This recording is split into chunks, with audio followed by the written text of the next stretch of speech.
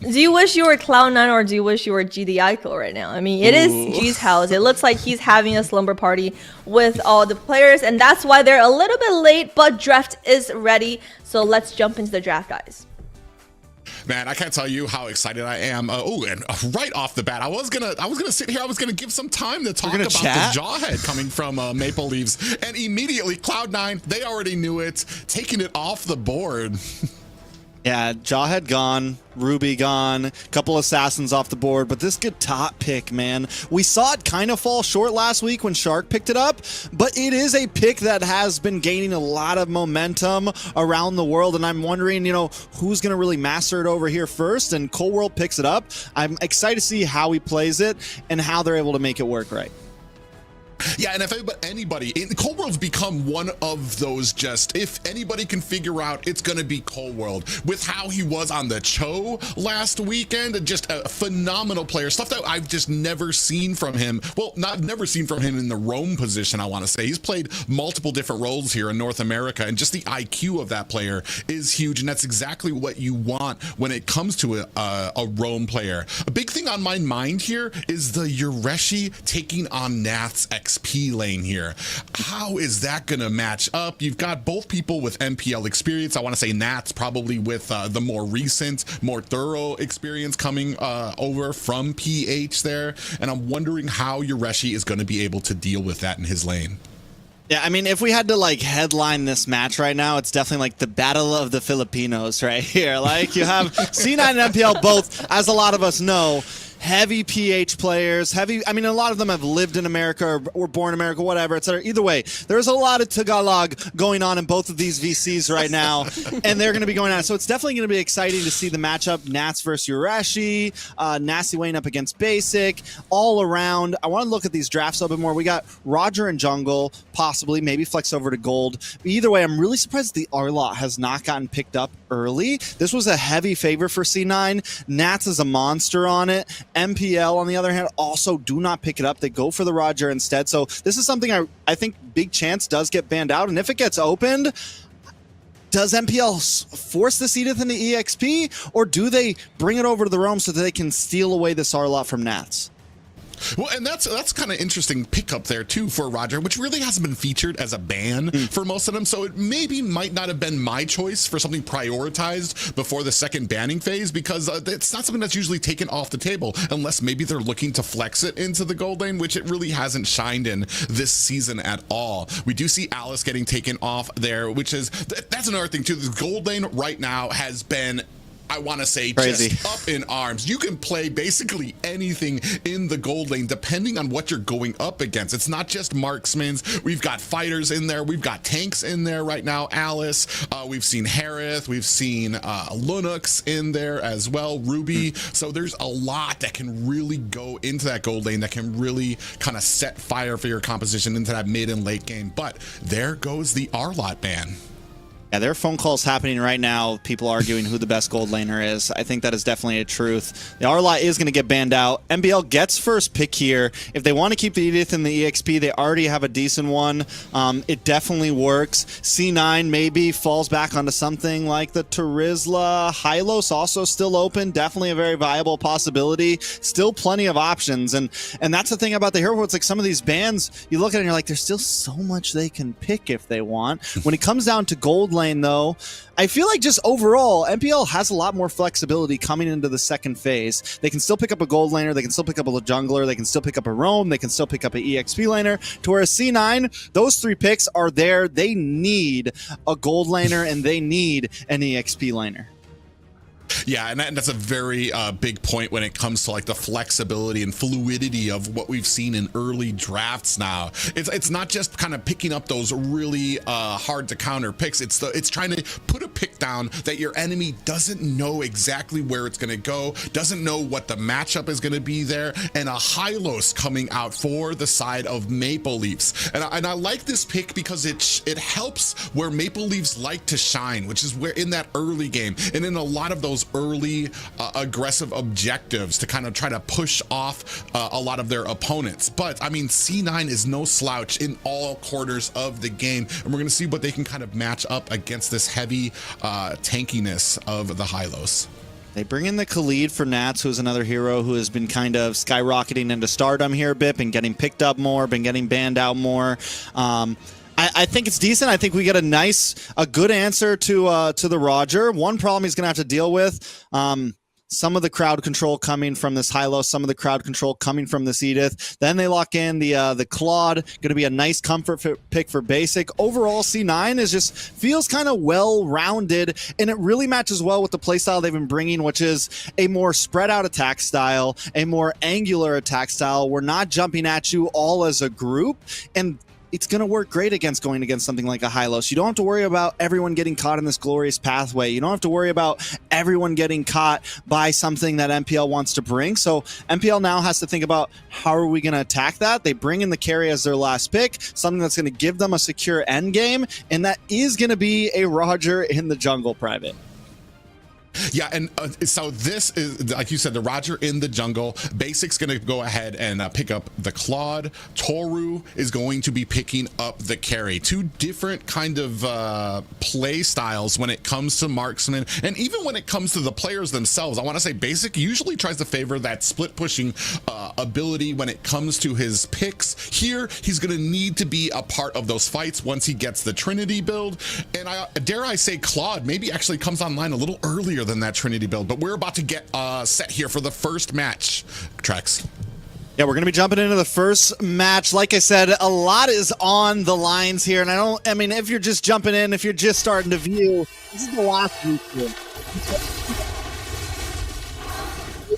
At least a game. Winning 2, winning 3, winning 4 is a huge bonus, but if they get a game, it pretty much secures them a number 2 spot here, maybe number 3, kind of depends on how the next series goes, but still, they can, I mean, losing all 4 here could be bad for Maple Leaf. So it's very important about how they jump into this. Taking a look at some of the emblems. Warcry on best player, looking for some scaling. Nat's going to pick up the concussive blast, going to help him clear lanes. And what I see from Cloud9 is a lot of movement, a lot of speed, really going to kind of play into their macro play style. Yeah, they're really kind of hoping to kind of keep it a lot of pressure here, especially in the early game, which is where I've seen Maple Leaves shine here. Now starting a rotation at the bottom, you can already see this jungle started cleared out there. Nasty Wayne looking to contest. Best player finds himself in the wrong side of a pop-up. Nasty Wayne put in some damage on, and now being chased by Mark Cutie and Cole World. And oh, they actually might be able to make him pay. Big pop-up there comes in. Best player, Cole World finds himself a kill onto Nasty Wayne. Pavel looks like he's next on the list, surrounded by 3 players, and that is going to be 2 for the pockets of Cloud9. And just for good measure, Nats rotates all the way down to mid just to make sure, yeah, we're definitely going to get this kill. And this is something we're going to have to watch out for. Nats coming from the top to the mid, having the passive of that Khalid just adds even more speed to the team. Now, Maple Leaf, they have a good pick pressure composition with the combo of the Roger and the Edith, but I think they bit off a little bit too much to chew, a little too early there. Their possibilities are definitely there to get some, you know, one-man pickoffs, find early game snowballs, but don't get too crazy. They need to kind of slow it down here, maybe give up this turtle and reevaluate. Well, they're definitely gonna have to give up the turtle, but that's kind of where the problems start for this team. Is you start giving up turtles, you're not ready as soon as the next turtle comes up there. You can already see a little bit of poking. They're kind of checking their nose around the jungle. They're looking for an invade, possibly here for the blue as it comes up here. Pavel takes a bit of damage, down to 50% health. Cole World gets a pop-up for his efforts. Yureshi on the side. He rotates down to mid now, taking a heap of damage from Nats. Here comes the Avatar, the Guardian. Is that going to be enough? Cole World in trouble, procs his own healing. Is that going to be enough to keep him up? Yureshi down to 10%, finds himself an escape covered by Pavel. I thought for sure Cole World was going to go down there. I thought for sure Nasty Wayne was going to jump in, be able to maybe get an ult off, fully commit. But Gata is a tanky boy, man, and this is why he's getting picked more and more and more. A little bit of damage though on a best player. Yeah, and Pavel finds themselves a kill onto best player. Now bringing it to a 2-1 game right now. But Toru actually is getting pushed down into his lane, and he is going to have to find himself a quick route home.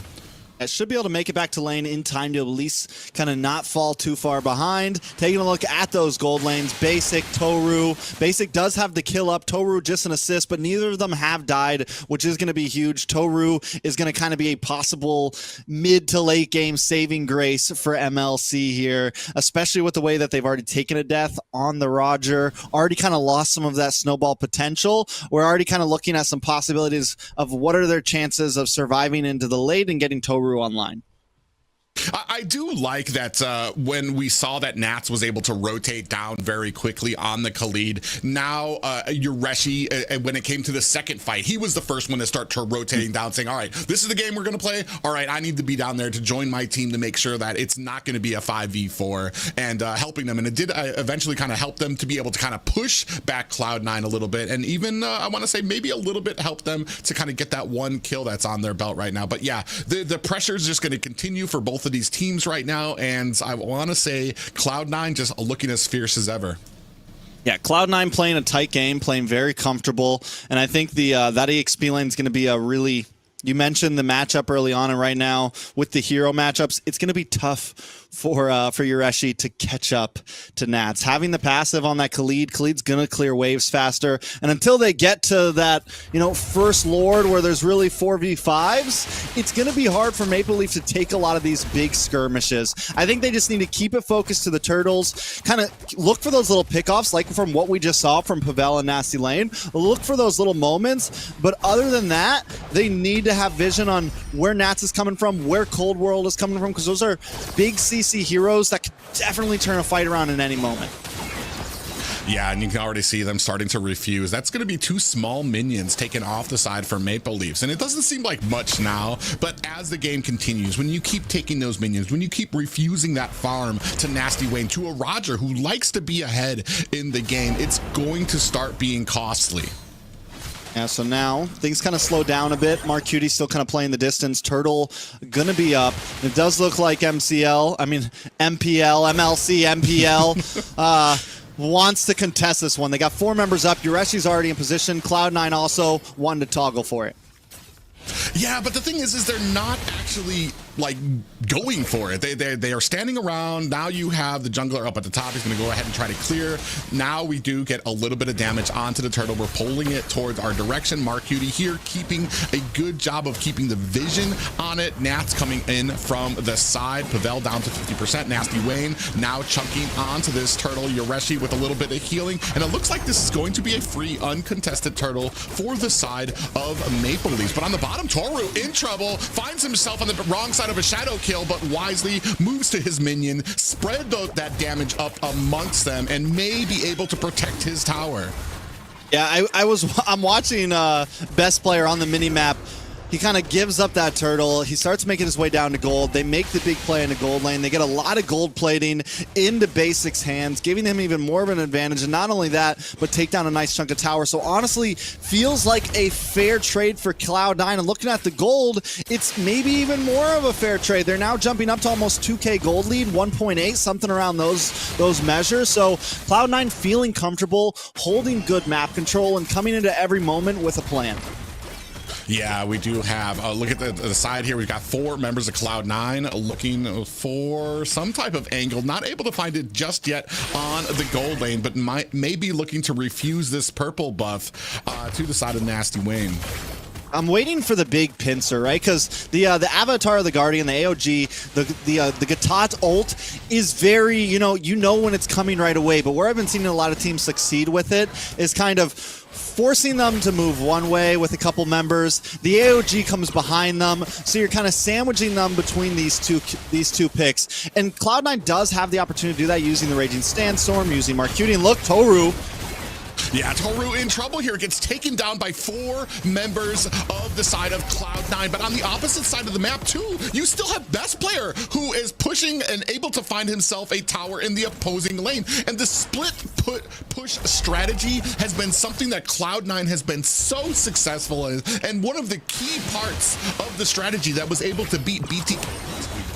And Nasty Wayne, though, does find a tower in the mid side, so Maple Leaf doesn't completely come up short-handed. They're definitely slowly bleeding out here, but finding that mid tower is going to give them a little bit of space, a little bit of breathing room when it comes to some of these neutral objectives in the river. Going to give them a little bit more movement around the map, but now Nasty Wayne might be in trouble. Oh, yeah, he is already going to use that Lycan pounce. Out comes the glorious pathway from the Hylos. It's not going to be enough to save them, and that's going to be your retribution down right before this last turtle. And there's that AOG I was talking about, right? Whenever you're trying to run away, that's when Cold World is going to bring it in. So you just have nowhere to run. You're either walking into a huge knockup, or you're walking back to the two guys that are trying to kill you. And Cloud9 using it very well. MPL now in a space where, you know, we're on the back end. We're behind what's getting close to the 4K gold mark here.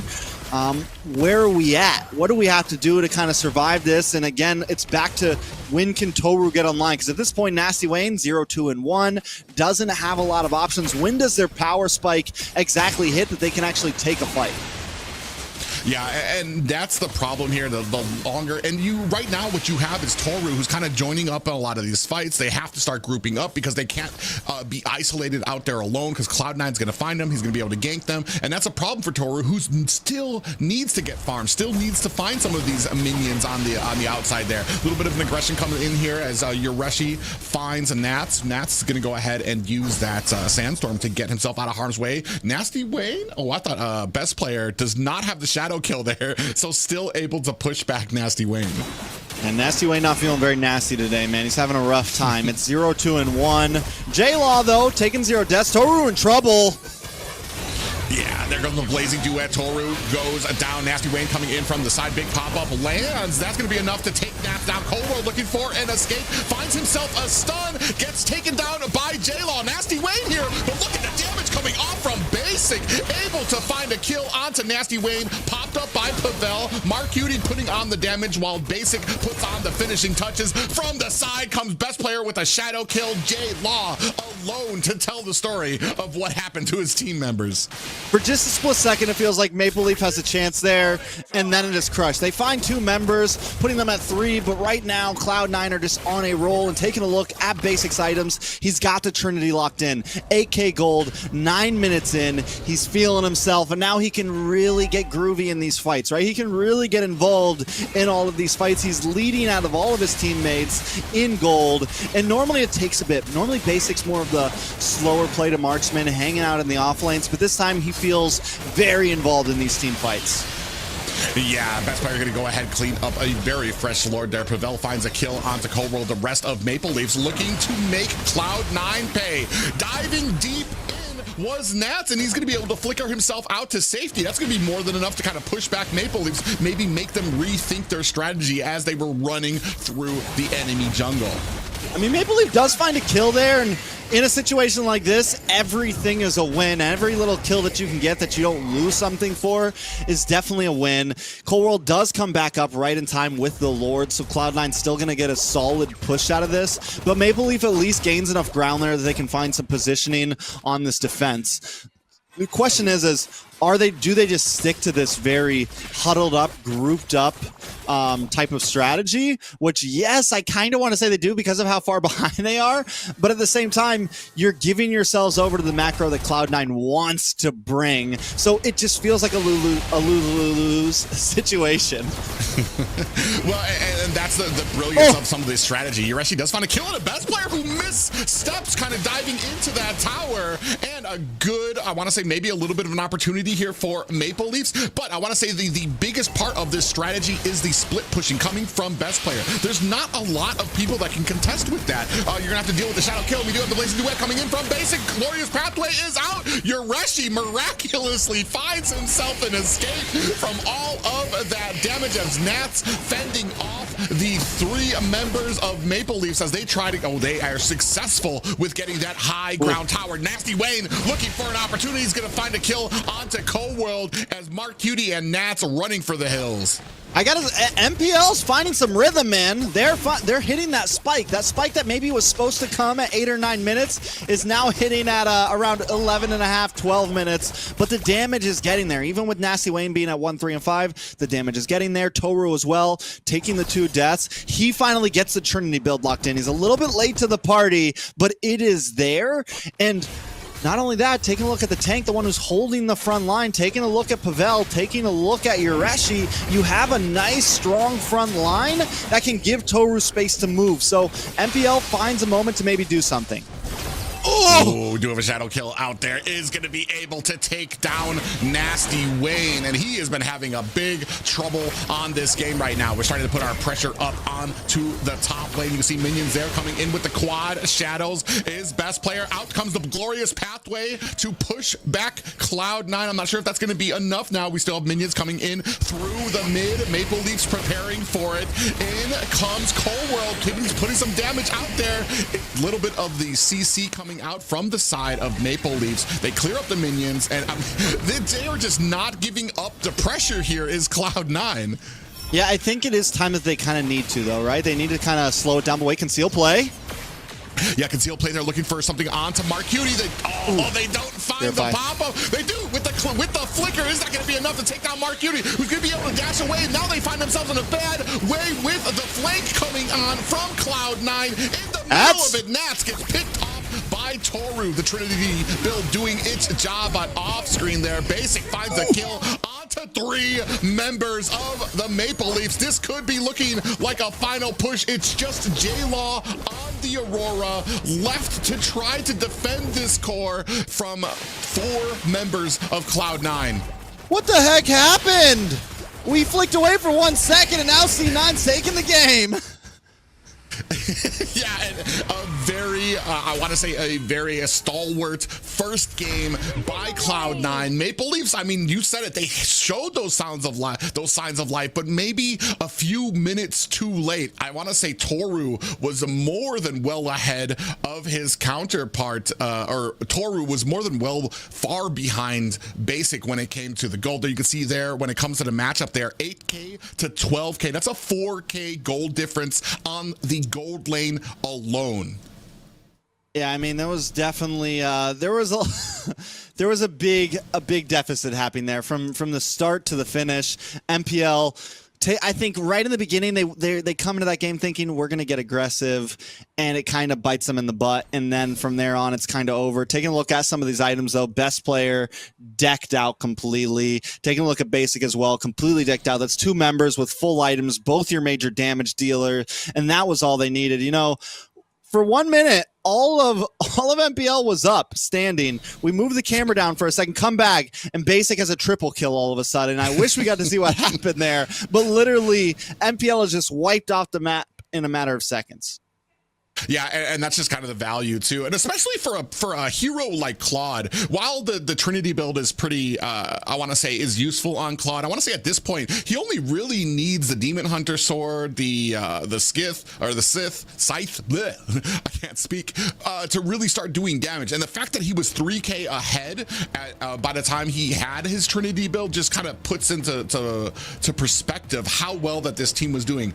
Mix in the split pushing ability that we're starting to see from best player. They're really kind of leaning in to having the 4 members of Cloud9 dealing with the whole of their opponent teams, while best player is able to kind of split push, get his gold up, start creating that pressure on the towers as well. Yeah, I mean, and MPL just wasn't able to really keep up there. I think maybe come into the next game with the same type of idea, execute a little better, or take that laning phase a little bit slower. But once they let Cloud9 really get online, it was just too little too late. And in those small moments where they did kind of have some opportunity, I think, again, pushing a little bit too hard. And here's that first big kill that we saw, that first moment where everything just started, the big whiff happens, right? They go in for this invade, and it completely turns around surrounding them. We're here at 8-9 minutes now. Cloud9 holding a big lead of about 3,000 gold, multiple towers, and MPL, they have some moments they're willing to flip the coin, they're willing to take the fights, but every time Cloud9 gets the turnaround and Basic never really gets taken down, he's always able to keep his distance, and though he's not the most flashy attacker, he's still able to whittle them down consistently. Yeah, and I want to say the biggest thing for me has been the ability to kind of hold down Maple Leaf's early game, taking away that jawhead. They usually like to kind of build up with the jawhead in the early game, find some kills, maybe even invade a little early. Here, they're not even able to build that early game, and from the mid to the late game, they find themselves struggling through it and crawling through the game against an opponent who gives very little to no ground. You know, we got to see at that time. We actually, because we flicked away in live, but they still had the replay of what happened there. And I think he didn't have his Blazing Duet for a second. He was like standing there, and then he's like, okay, I'm going for it. They were all about 10% health, and he's just able to clean up. So well played by C9, man. Very well played. I don't think we count MPL out just yet, but you said something earlier when we first started the live, and that was, you know, once you lose one game, moral starts to drop a bit. 2, 3, that's when it just really starts to decrease. So MPL needs to make a statement soon, or else by game 3, game 4, it's definitely going to be trouble. Yeah, and we were talking about it too. Just because right now they're kind of sitting at third place, taking 4 losses here tonight, even if it is against a team like Cloud9, could be detrimental to their hopes of making it into the top 4. They're sitting at, I want to say 5 or 6 points right now. If you leave home with no points, especially with other teams still yet to play, we were talking about Nighthorde, who still has a very good chance of kind of coming away with some points there. It could be detrimental. We'll see if the side of MLC Maple Leafs have what it takes, especially here now that they're going to have the first pick. They're going to be able to kind of delegate against Cloud9 and see if they have something else in store. Yeah, I mean, I will say this. Maple Leaf was able to kind of keep up in laning phase a bit there. Even though they made that mistake, it wasn't like they were just completely lagging behind. Mid lane was able to kind of keep pace with Coldworld and Marcuti. They weren't just standing still. They were making movement around the map, and even when they lost out on something, they took that mid tower early on. They found a turtle. They found some success in what they were doing. So I think it's just, you know, pushing it a little bit farther. I think they came in with a game plan, and it just didn't exactly work out. They weren't able to get to that late game when they needed it, and they weren't able to succeed in the early game pressure that they wanted. So if they can tighten up a few things, I definitely think they could get a win, because C9 did make some small mistakes. We saw best player dash in, almost get taken out. But enough of last game. Let's talk about the draft. We got Fanny, Valentina ban. The Valentina ban, I think, is crucial. Marcuti's been a monster on it. I think it's going to pull off wonders, especially if they pull something away from Marcuti here in the beginning phase. They do have first pick, so a lot of opportunity for MPL.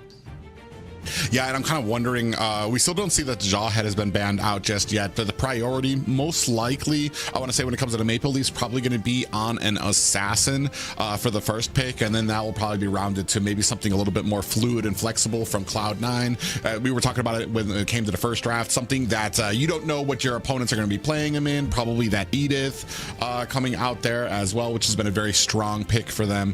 Right now, pretty basic when it comes to the draft. I'm just wondering what kind of changes Maple Leafs are going to be making. Are they, because like I want to say, like for them in the past matches, when it comes to them facing Assassins, it's always been the Jawhead that has kind of lifted the heavy weight to kind of resist that early game, to kind of put the Assassins on the back foot from the mid to the late game.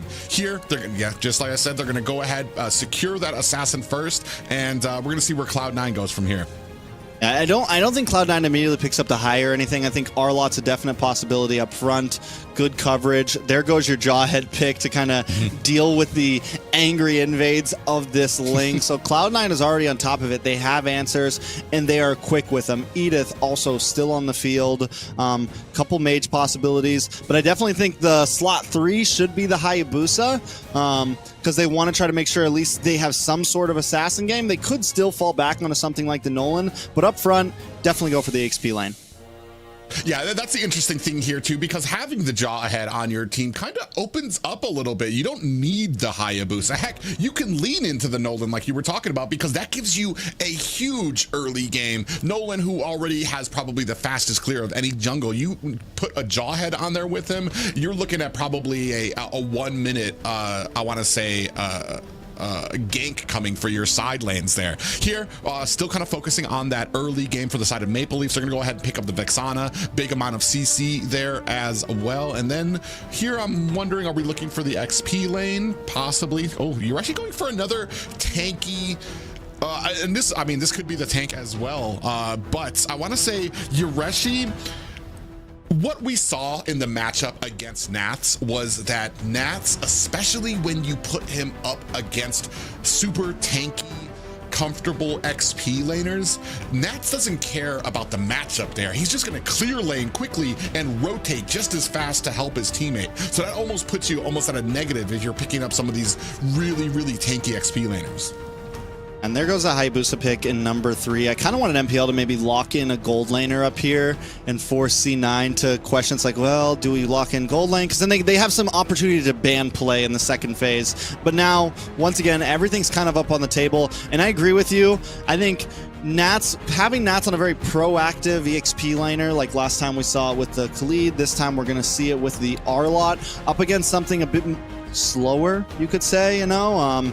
It's definitely going to be tough to keep up and get involved in these early game fights for Yureshi. He's going to be able to he has to keep tabs on him. He has to make sure he's there and ready for some of these early game fights. Coming into this second phase of bans, very similar to last time, the Alice gets banned out. Not a lot of gold laners. I think this time MPL needs to think about it. They need to think about the Claude ban here. They need to think about maybe honing down on to basic.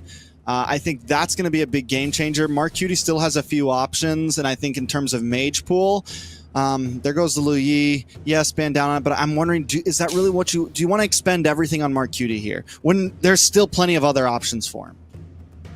Yeah, I mean, I think the thing for them is not wanting that map control all around there, because you've got a huge amount of burst potential from the side of Cloud9. So you mix that with the Lu Yi, then you're talking about having these diversions all over there. The attack of even a roam like a Jawhead, when he's in roam position, can still do a heap of damage and CC there. And having that surprise your players on the map is going to be a detriment for you. But here, like you said, there needs to be an answer. Once Vexana clears, who's going to be escorting her? Are we going to be able to quickly get to those side lanes to maybe punish basic and maybe get some of these early ganks? And then how are we looking for some of these objective compositions? Ling, not really one of those people that likes to hold an objective. Same thing for Hayabusa. You're looking at two assassins who like to kind of sit out, wait for their team to get these objectives low. Then they're going to come in very quickly, get that retribution, and try to find an escape. Trying to think of possible picks here. Fairmist could be an option over here for C9. The Ice Girl still open right now, having a mind blank. Definitely a possibility for Mark Cutie. The Aurora is still open right now. There it is. On the side of MPL, I'm feeling a Grok, man, for jungle right now. I'm feeling a Grok. Good nullification against the. You have the passive that can protect you against CC. You know, deal with the Jawhead, deal with the Arlott. Also a great engager. I think it could fit well into them for the roam position, and then just do something similar to last time. Maybe steal the Claude this time, or just go for a nice shredder marksman that can hide behind these two big bulky boys in your EXP lane in your roam position. Yeah, I'm wondering if basic, I mean, we haven't really focused too much onto those marksman lanes. For basic, we're looking probably at another Claude or a Moskov pickup here, which is where he usually likes to shine on a hero that really kind of fits into his playstyle here. A Freya pickup for for Toru and the Diggy. I wonder. Okay, well, I mean, there's a lot of CC coming out from Cloud9. I do see the usefulness. It's just there's a lot of burst potential, and I frown on that when I see a Diggy on the team. Yeah, it's not. You know, it's not like this. Yes, there's a lot of crowd control on C9. This is true. There's definitely some crowd control there, but it's not. It's not. I don't know, man. I don't know if the Diggy's worth it, man. It's not like hard rooting crowd control. So we'll see. We get a nice backlaner marksman from Basic. I thought you said, I thought game 3, game 4, we might start seeing the craziness come from MPL, but here we are, game 2. They picked the Freya last week, didn't they? We saw Freya from the last week. I think they did win with it, but still they weren't up against Cloud9.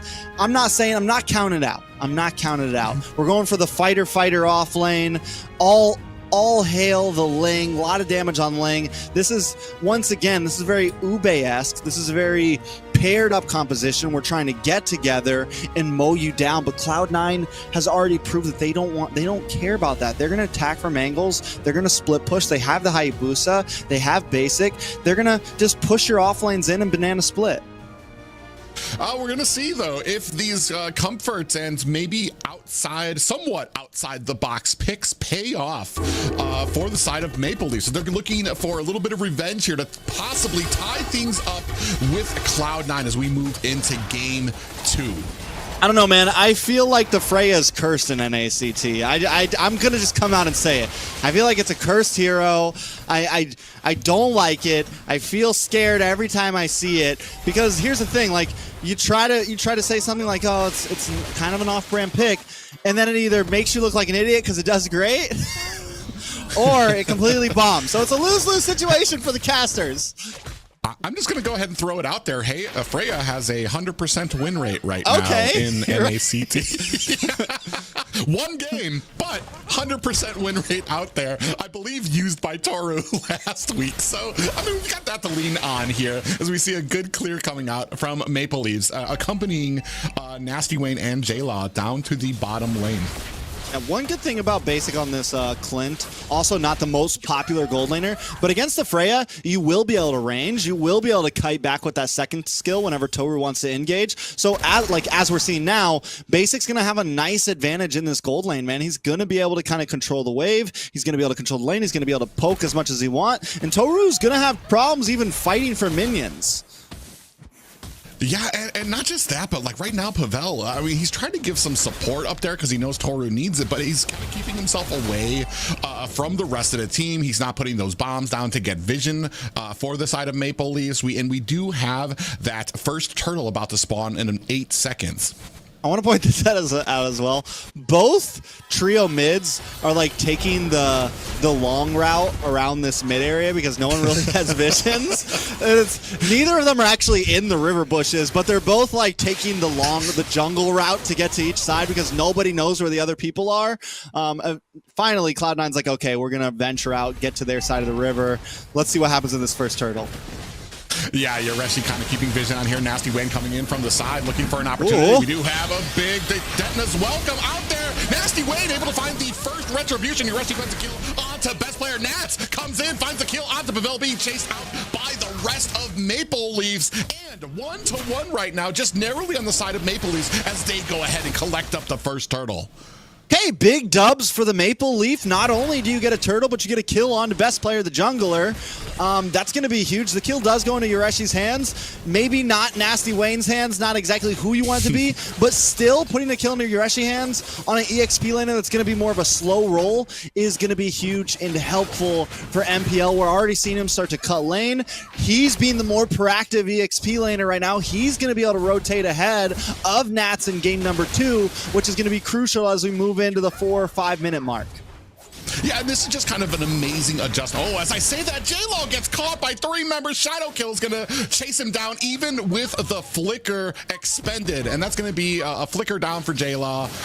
And another kill for the side of Cloud9. Oh, Yoreshi gets caught with a final slash. This might be all she wrote. Cold World closing in from the rear. Detna's welcome is out, blows it into Mark Cutie, but out comes the kill from the Cloud9 mage, and that's going to be 3 in the favor of Cloud9 while the rest of Maple Leafs work on this top tower.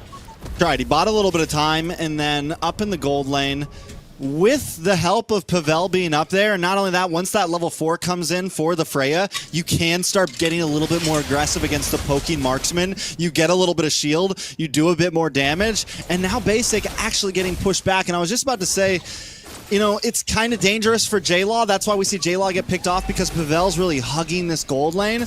But it might pay off in terms of Toru. We saw some of the items. Gold not too far ahead for MPL, but the fact is they are ahead. Here comes the time journey to go ahead and save Toru from that well-placed final slash coming out from Nats, who's all over the map. You wouldn't even think Nats was an EXP laner when you look at some of these fights all over the map, especially opposite side of the map. And that's going to go ahead and clear things up for this next turtle. Basic gets clobbered onto by Nats. Wayne looking for his Tempest of Blades, going to go ahead and find a kill. Toru picks up another kill. I want to say maybe at the detriment. That's a second kill that's been taken away from Nasty Wayne. Colwell comes in there. And that is a freeze coming out from the Aurora. Nasty Wayne is down. Best player off screen finds a kill onto Pavel. At first, I was going to say it was a fair trade. At first, I was, ooh, wait a second. Reshi. Yeah, he tried to get over that wall. If he would have got over that wall, that would have been a brilliant play, and it would have even been able to stun Mark Cutie. But this actually now might be the death of your Reshi here, leading the kills for Cloud9 to 6-2 right now. Best player looking for an escape finds one after taking down the tower at top. You know, I was going to say that it was almost a really good, fair trade for Maple Leaf, getting basic for the turtle. But then Nasty Wayne gets cut off, and then the dominoes start to fall, more members start falling, and now Cloud9 sitting with the lead. Ooh, we do have that ultimate coming out for Toru, best player from the side, and Pavel's gonna have to use that time journey. Is it gonna be enough? Nats and best player Coldworld and Mark Cutie coming up for reinforcements from the side. J-Law over here trying to put on the CC. Is it gonna be enough to save Toru? It is not, as Mark Cutie and company find themselves 2 more kills. I mean, we are starting to see Freya. Freya for a moment was looking scary, but now Freya's dead. Cloud9 back in control of the map, back in control of the game. For just a moment, Maple Leaf, we thought we had something there, but now Cloud9 showing they've hit their spike. They're at about 6 minutes. Basic's getting more involved. Nats is back to his usual, I'm all over the map all the time type of mode, and Cloud9 is back in the zone. Maple Leaf has to disrupt that, maybe hold back for just a second, maybe even give up this turtle, but Yureshi keeps getting caught off. Yeah, there's 4 members now logging on to Yureshi. Final slash goes out, pushing him away from the tower. Oh, Coldworld actually caught up there. Look at all the damage coming out from J-Law there with that Ancestral Guardian. Nats brought back with the reverse time. They are chasing after him as best player coming up from the top, looking for the flank, comes in, finds a kill onto Pavel with the quad shadows. He didn't even need his shadow kill there, as he's going to go ahead, turn his attention to this turtle. And here's where we're starting to see the problem with the Diggy roam right now. It's a little too squishy. It goes down a little bit too fast. And with Yureshi not really ever being with the team, he's kind of continuously off doing his own thing, getting caught off, it seems too much. Him taking that many deaths, not being able to be as tanky as maybe you want him to be. We're starting to see the cracks start to happen in the composition. Yeah, and that's the unfortunate thing here, though. But I want to say making good use of this lane pick. Yureshi... Well played. Well played. Was that a Deadness welcome to nullify. No, he used the Deadness welcome to nullify the crowd control and then flickered. That was actually super clean. That was clean. I give him that. And now you can see that Maple Leaf is going to go ahead and put some pressure onto the top as the jungle for the side of Nasty Wayne getting invaded here. That's going to be a purple buff, going over to the side of Cloud9 now. MPL though, getting some towers. Like we saw this in last game. They're doing it well in this game as well. Oh, hold on, Yureshi. Yeah, he goes in there for a Detonus welcome, misses it, and the time journey has to come out to secure his escape from, I want to say, the entire team of Cloud9 before they kind of clamored onto him. And that's going to be a time journey that they're not going to have for 50 more seconds. Yeah, 50 seconds. Lord comes up in about 43, so are going to be able to hang in there. Let's take a look at some of these items. Nasty Wayne has the Berserkers, has the Claws, looking for a Prolific Roar, but looking over at Best Player, he went for the more scaling route here. Has the War Cry, has the Hunter Strike, almost got a BOD. He's holding about 1,000 gold lead over Nasty Wayne, taking that death. I think he took a death really early on, so these 4 kills are going to stack with his items. So right now his damage is getting more and more. He's got even more lethality paired up with the Hayabusa Uji Shadow kill, so definitely going to start becoming a threat on the map. Yeah, and then that kind of brings out, when does this time journey come out? You've got so much CC from Nats, from Mark Cutie, and then the potential for that shadow kill coming out from best player. When are you going to be using this time journey? Because it feels like if you try to block one, you've still got 3 or 4 other answers coming from Cloud9 that would actually make use of it. Nasty win. Oh man, I was about to say that Caldwell with the conceal play there, going to the purple buff. That almost was all she wrote for Nasty Wayne. The rest of the team sees it, is going to go ahead and try to secure this for him. Most definitely. One thing I do have to point out for MPL, they're not falling into that route of how a lot of teams just kind of get reactionary and continuously chase around Cloud9. They do look for plays. We have Nasty Wayne looking for towers on the off lanes. Maple Leaf have been able to secure both off lane tier 3s. They're still playing their game. Oh! As welcome, it does connect onto 3 players. Here comes the time journey. Is out. Nasty Wayne comes out. Tempest the Blade. That is going to be all she wrote for Mar Cutie. That's going to be 1 down for the side of Cloud9. You can see Cloud9 actually looking for positioning. Still, this has not discouraged them for going in for this Lord fight. Even with 1 player down, they know what they have to do. Lord down to about 50%. And you see the side of Nasty Wayne still off in the distance. Now the Lord, more damage going to be putting on there. A little bit of a pincer move coming from Coldwell, comes in there. Basic finds the Lord. Best player finds a kill onto Toru and Pavel and J-Law. 3 down by best player. And running for the hills is Nasty Wayne, who has to get back to base. There's always one point in the season that Basic sets us up for it. Basic, the Retchery God. Gold laner, taking the Lord, gets the final hit. MPL had some control. They played the back and forth, but Cloud9 played the back and forth just a little bit better. Yeah, and we're able to, especially, best player comes in, was able to find a kill onto 3 members of Maple Leafs there too as well. So, this is just a heck of a Lord and a value coming out to the side of Cloud9. Most definitely, Lord is going to be marching down, maybe a little bit too early. MPL may be able to shut it down, should be able to defend here. Down on the boss side, Nasty Wayne giving him a little bit of a run. Cloud9 just looking for as much purchase as they can on these towers. Yeah, and they're going to go ahead and bring it down to only high grounds. Nasty Wayne doing a good job with that. I want to say, you talked about it a little bit too. Nasty Wayne, especially on the side of Maple Leafs, they know what they need to do, especially on a Ling, and it provides him that ability to kind of get that purple buff like you saw there. Do some of the split pushing here. The only problem is when it's matched up against Cloud9, who likes to do the same thing, Cloud9 is having a much better time using those 4 other members on their team to be able to kind of hold the line and wait for best player to get there. There's something else I wanted to look at that I didn't look at in the items. Pavel on this Diggy. Is he going tank? Is he going full damage? I missed it. Don't know if you caught it. But if he is going full damage, the bombs will eventually start to hurt. We're talking like 6 minutes from now, but they will eventually start to hurt. And MPL, they're not scared to look for that late game potential. Cloud9 wants to cut that off, but with the Freya, with the Diggy, they do have some late game opportunity, and they're not that far behind. It is a 6K goal lead for Cloud9, but that doesn't seem too undefendable from Maple Leaf right now. They have some good siege potential. They have some defense. They have possibilities. How long can they hang to get to the late game at this point?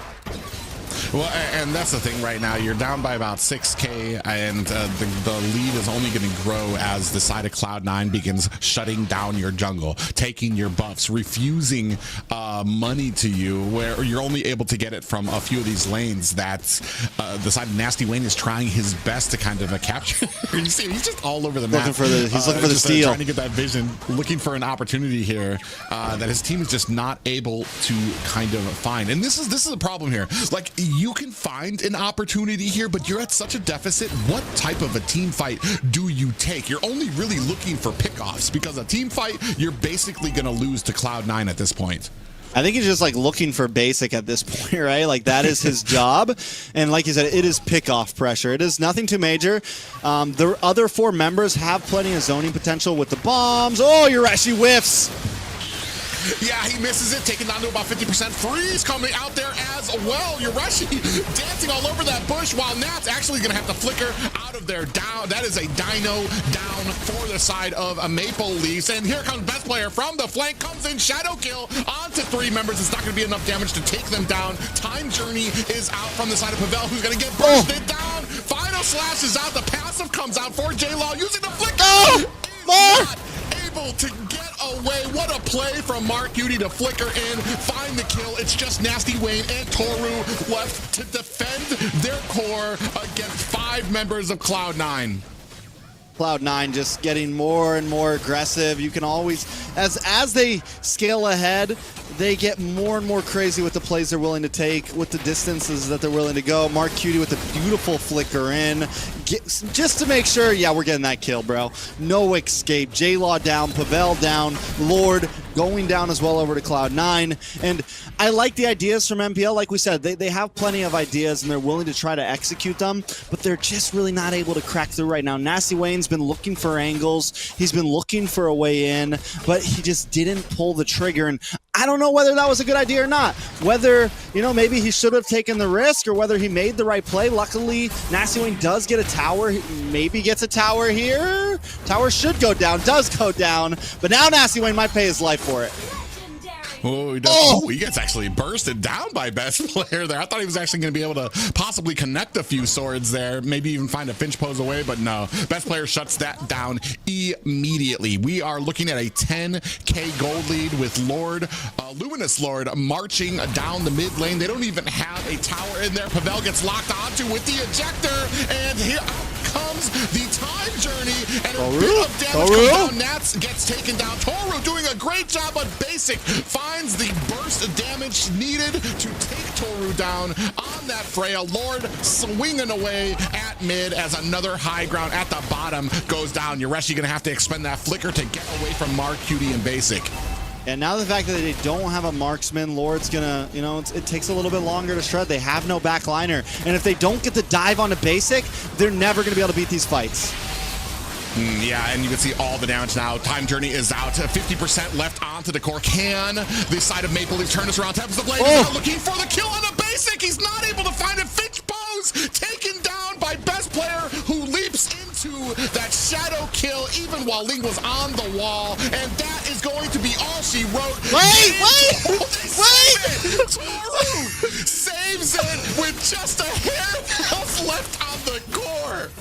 I didn't even see a health bar there for a second. Toru comes out of the abyss last second, gets the final hit on a basic there. And I'll tell you, this time basic was locked onto that crystal. He was doing the damage, but it wasn't enough. Best player in Nasty Wayne with the anime fights in the air. MPL are hanging on for dear life. This is what we call a game. Yeah, the Toru able to clear out there. Best player looking for an opportunity, not able to find the angle, but only just so little left onto that. And to basic, yes, able to lock on the tower. He did what he was supposed to this time. He locked onto the tower, and he wasn't able to get it. Unfortunately, the Maple Leafs just a little quicker on the draw, but can Maple Leafs withstand another push like that? I'm not betting for it. I mean, let's listen, they did it once, and the gold gap is now dropped slightly, and we're getting closer to endgame. Toru's getting deadlier and deadlier. Listen, you might not be counting on it, but it's not 100% just yet for Cloud9. Maple Leaf, they can't fight for this Lord, right? They got to just let it come to them, and they got to look for the Hail Mary play. That is their only option, but watch for MPL. Nasty Wayne might actually try to steal. Oh, yeah, he comes in with the Tempest Blade just a hair too late. Nasty Wayne's going to have to get out of there. Time Journey is in. We whiff. The Mark Cutie down. Nasty Wayne finds a kill on the Mark Cutie. Cold-World is able to take down Nasty Wayne. Toru trades that kill as well. Toru in trouble. Immortality has been activated. 3 down for Cloud9. 4 up for Maple Leafs. Can they turn it around even with a Luminous Lord heading for their base? I think they definitely can. I think it is definitely a possibility. Cloud9 needs to maybe start looking for some split push potential. Basic still not down though yet, but Toru is becoming a threat. Yeah, the amount of damage that he comes in there, especially with this Time Journey group up little Ube strat that we're seeing coming out from Maple Leafs here. 50% left onto this Lord. Nats looking for a final slash onto Yureshi. Does find himself a dent in his welcome. Going to go ahead and throw Nats. Ooh, he actually doesn't find the stun against the wall. And that's going to be all she wrote for the Lord. Here's still the big problem, though. They cannot get basic, man. Until they kill basic, they cannot win these fights. Even there, we saw it with just 2 or 3 members of Cloud9 and a Lord. They were able to push back 4 of MPL because there's no range on MPL right now. It is nothing but physical punchers. Ooh, Colwell comes in with an ejector onto Toru, who does receive himself a time journey. The Dude Immortality proc for Colwell. Nasty Wayne finds himself a kill there. Basic! In comes Toru, who takes and shreds down a basic. Mark Cutie on the back end might not be. Dude does have the passive out there. Nats able to try to fend him off, but Mark Cutie trades his life for Maple Leafs, a jungler there. 1 down for the side of Maple Leafs, 3 down for the side of Cloud9. Signs of life starting to surge through Maple Leaf. Toru just hit basic with the Hulk smash, jumped into his face, 2-shotted him.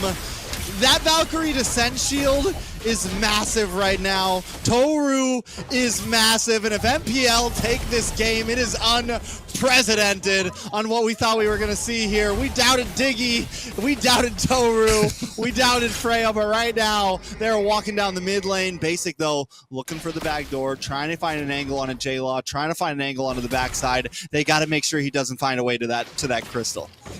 Yeah, and that's the thing. I think that's exactly why they turned around. They know best players out there. He's looking for another angle. He has proven, and this is the strategy. This is what they did to BTK to kind of hold them against the wall, even though BTK had such a sizable lead on them. And this is where Cloud9 begin to shine. When they're on the back foot, they can still put this pressure onto the side lanes.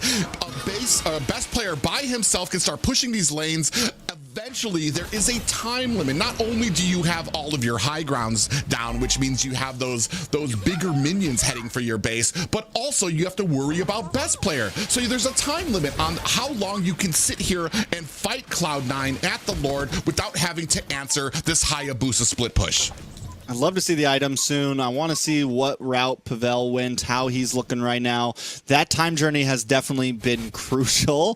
The shield that it gives is enough to help with, because they're just this divey composition where you don't have a marksman, they need to be able to push that extra mile, right? They need to be able to get the engage and then get the re-engage, and that's where the time journey is coming in clutch.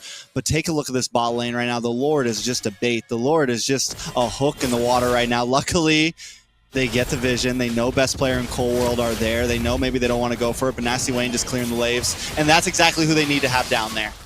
Yureshi whiffs again! With a flicker. Is that going to be enough? Coming from the side, you see a little bit of a pincer move coming in from the side of best player. He comes in looking for the kill onto Link. Shadow kill is on! And he finds the kill onto Nasty Wayne. That is a retribution down for this Lord fight. The rest of Maple Leafs looking for an escape. Yureshi trying to put on some damage. Here comes the time journey. Toru looking for a kill on the base. Nasty Wayne, onto Nats. Best player looking for the split push. I don't even know if they see it. They're focusing on this fight. J-Law from the side coming in, does a spot best player, but to the detriment of the team.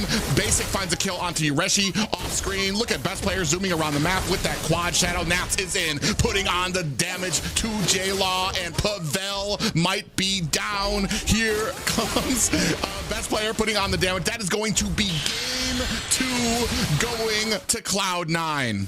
A valiant effort, a great game by Maple Leaf, but in the end, it was just too much. Having all those towers down, MPL, I mean, I don't know. What's the decision there, right? Do we even contest the Lord? Do we try to get them like we got them last time and let them take the Lord and look for the counterattack? In the end, there was no decision that really felt right. Cloud9 played the better game, but hell, MPL put up a fight.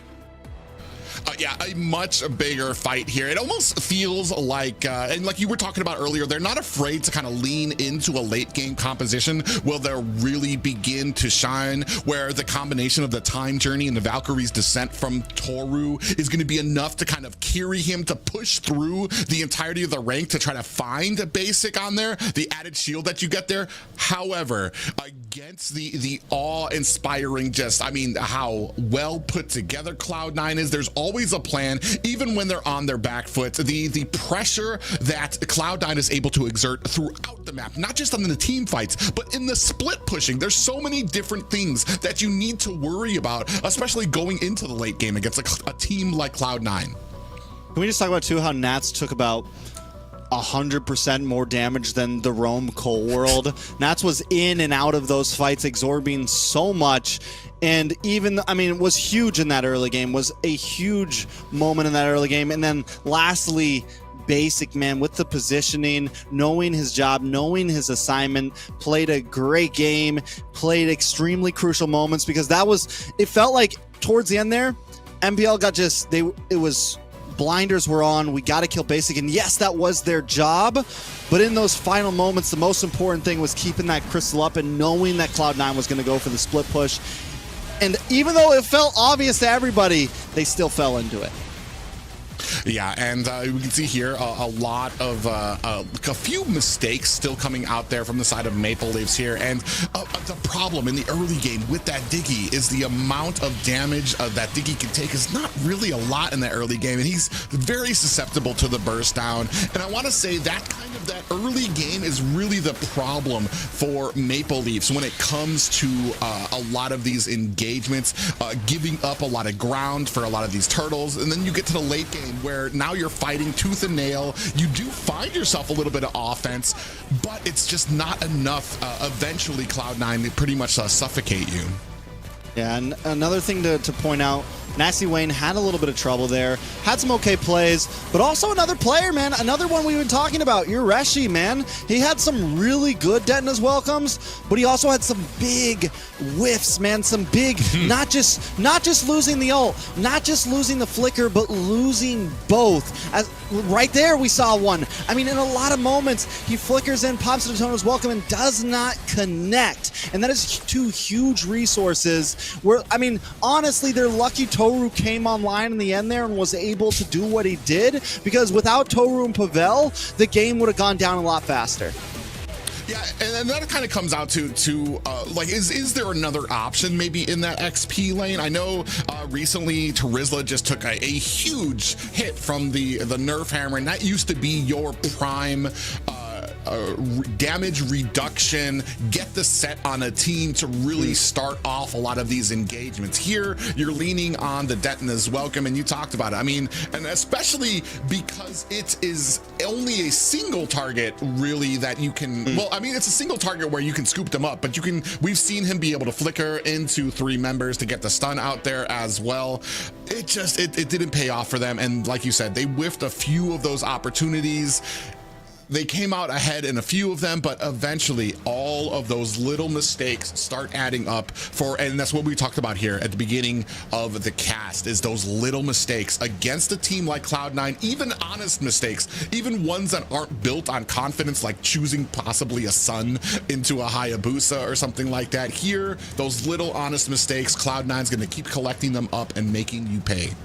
Yeah, and I mean, that's the difference between, you know, a rank game and playing on the big stage, right? It's those small moments are the game changers, right? Missing an ult, losing a flicker at 22 minutes in is huge, right? That is the moment that completely ends the game for you, right? That is the moment that completely changes everything. And it would have been the same way if you land that ult. It is a thing that can make you win. So when it's all on the line, when the pressure is on, do you fold or do you stand? And right now, MPL seems to be folding a bit. It's game number 3. And like I said, they got to get some points on the board if they want to hold a decent position in playoffs. Well, I mean, if I'm gonna play devil's advocate here on whether, I want to say from the first game to the second game, I want to say I like Maple Leafs' second game more than I like their first game. So if anything, for me personally, they're starting to find a little bit of rhythm. They're not like completely like getting taken advantage of like they were in that first game that I want to say felt more like it was just all Cloud9. Here, there were a lot of answers that Maple Leafs tried to kind of put out there. It's just, it wasn't enough here. possibly here moving into the third game. This is kind of do or die to get that 50% out there, maybe get 2 victories of your own, maybe take this to a bonus 5th game, which we have yet to see here on the weekends for these guys. Maybe this is where Maple Leafs are starting to shine as we get into the later games, as they start learning more about their opponents, as they start finding some of the answers. And take a look at those bans, Private. That is 3 assassin bans on the side of MPL. Hard focus on to best player here. We're just throwing it out. Fine, you can have the Phoveus, but we're getting rid of these heroes. They pick up the Julian. So C9 in a position where I think they need to pick up the Noland here, probably. Go for the Noland. Because if not, I got a feeling the next 2 bans, they go for the Lancelot. Okay. There's a Chip still out there. There's a Lu Yi still out there. There's a lot of craziness that you usually like to ban out there. And we're going to go ahead and pick up the Framus. We haven't really seen too many here in North America, but what he provides, especially with Phoveus able to go in with the Demonic Force, this new revamped Phoveus, man, I'm not going to lie, it kind of came out of nowhere. You talked earlier about a lot of heroes like Zuxin coming out from nowhere that suddenly became this menace. Phoveus, the revamp that they did onto his kit has made him a headliner here now in most everybody's meta, especially when it comes to a lot of these objective fights. Hey, so we just got the Beatrix locked in, which I think locking in a marksman at this position wasn't a bad spot. I wanted to see them do it last time so they could ban into basic possibly, but there was a lot of the field here. There was a lot of options. We had a lot of possibilities. The Cloud was open. You got a great BMI to kind of escape. The Cloud's also a beautiful answer to the Fermis. Yes, you have the Nabir's Passion. You have some answers to the Fermis, but you kind of lack in dashes. You kind of lack in escape from this Ling threat that is hanging over you. And when you use those dashes, you also lie into the threat of this Phoveus. So there's a lot of answers that C9 has, and they didn't even have to counterplay it. MPL kind of picks into it a bit. Excited to see how this matchup of the Jawhead and Ling will kind of interact. Best player's definitely gonna have to do a lot of dancing, really bring out some TikTok highlight plays, and I'm excited for it if he's gonna be able to pull it off on an assassin that's not as popular anymore. Taking a look at the bans though, Tigreal, Rock banned out, Aurora banned out on the side of C9. What's gonna be the last one? Well, and that's the thing here. I want to say there's so many options for Cold World, who has basically proved that he has huge potential when it comes to that position. We've seen the Cho do very well out there, especially when you're talking about somebody like Nast. When it comes to these assassins, to get a Cho in there to isolate out there. But with Nasty Wayne on the Julian, you have yourself a little bit of an escape potential with the enhanced chains, which is going to allow him to potentially get away from that way of the dragon kick. You've got a little bit of setting potential to peel away from you when you have Pavel on this Jawhead. A big focus by Cloud9 onto that mid lane, trying to take away some options from the side of J-Law. We still do have the Lu Yi out there. Chip is still out there as well. It's very interesting to see that none of those have gotten picked up here. Zuxin is still out there on the map right now too as well. So we can go pretty much either way, but we go with Sicilian on the side of Maple Leafs. Hey man, I don't know if you saw it, but I mean, I'm not calling MPL Fnatic on it, but they beat FCAP in 9.5 minutes with a Sicilian the other day. So I'm just saying, man, he's back for all we know, or should I say he's bats for all I know. But there's the chip pick, and C9 didn't have to ban out the chip, right? Because Jawhead's already picked up from MPL. MPL was in this weird position where they were more of the ones to be forced for it, and right now C9, man, they got the Fove, they got the whole ban section of first round bans on their team right now. Yeah, I was just about to say that. These are mostly just the bans you see through a lot of drafts just sitting on their team right now. You're going to be able to go in with those teleporters. You're going to have the CC and the answer of the demonic force coming from Nats coming in there. And then if perchance Maple Leafs turn around some of those teleports and are able to get the advantage, you've got the Nether Realm coming out from Mark Cuban that's going to be able to keep his team up there as well. It's all going to kind of come down to, I want to say this early game is so important for the side of Maple Leafs if they can make something happen here, because I want to say if the edge goes over the Cloud9, there's very little through the mid and late game that Maple Leafs are going to be able to do. And we'll see what they can do, because once again, they bring something a little different to the land of Dot. Now, Cloud9 also brings some different things, but more in the hand of you don't see these picks all the times because Phoveus and Shipped get banned. Best player on the Lance, going to be interesting. Excited to see, you know, how some of these heroes turn out, because they're not heroes we get to see all the time. Yeah, and that's something I'm really actually excited about, because we don't usually get to see the Faramas. We don't usually get to see the Chip out there. Heck, we don't usually get to see the Lance out there. And best player who's just been, I want to say he's one of my favorite when it comes to when the conversation turns to mechanical assassins here. I'm definitely interested to see what he can do on this Lance. But ladies and gentlemen, game 3 about to begin between Cloud9 and Moonlight Club Maple Leafs. Moonlight Club fighting for their survival here in the NACT. The Maple Leafs, the Canadian boys. Let's take a look at these emblems right now. We do have the Concussive Blast on to Cold World. We haven't gotten to see a Chip play in so long, like you said. Impure Rage on Marcuti. Best player picks up the Quantum Charge. I feel like one thing about the Lance is the farm is a little bit slower currently. It's one of the reasons why he's not picked up. So maybe this helps a little bit in terms of movement. Maybe this helps a little bit in terms of some of these fights, and some things that the Ling might be lacking a little bit, might be able to help out. Cloud9, though, I honestly feel like Cloud9's comfortable in these matches, and I think right now we're in testing ground for Cloud9. Maple Leaf, though, still needing points on the board.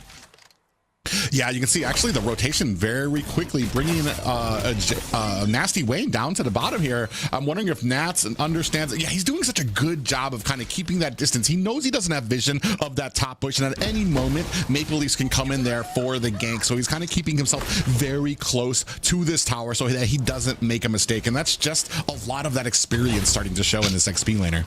Yeah, he takes his time. He's not rushing. He's not on a super proactive EXP laner that we see him on sometimes. A little bit more slow moving. He knows exactly how he needs to play. A little bit of action, though. Cold World.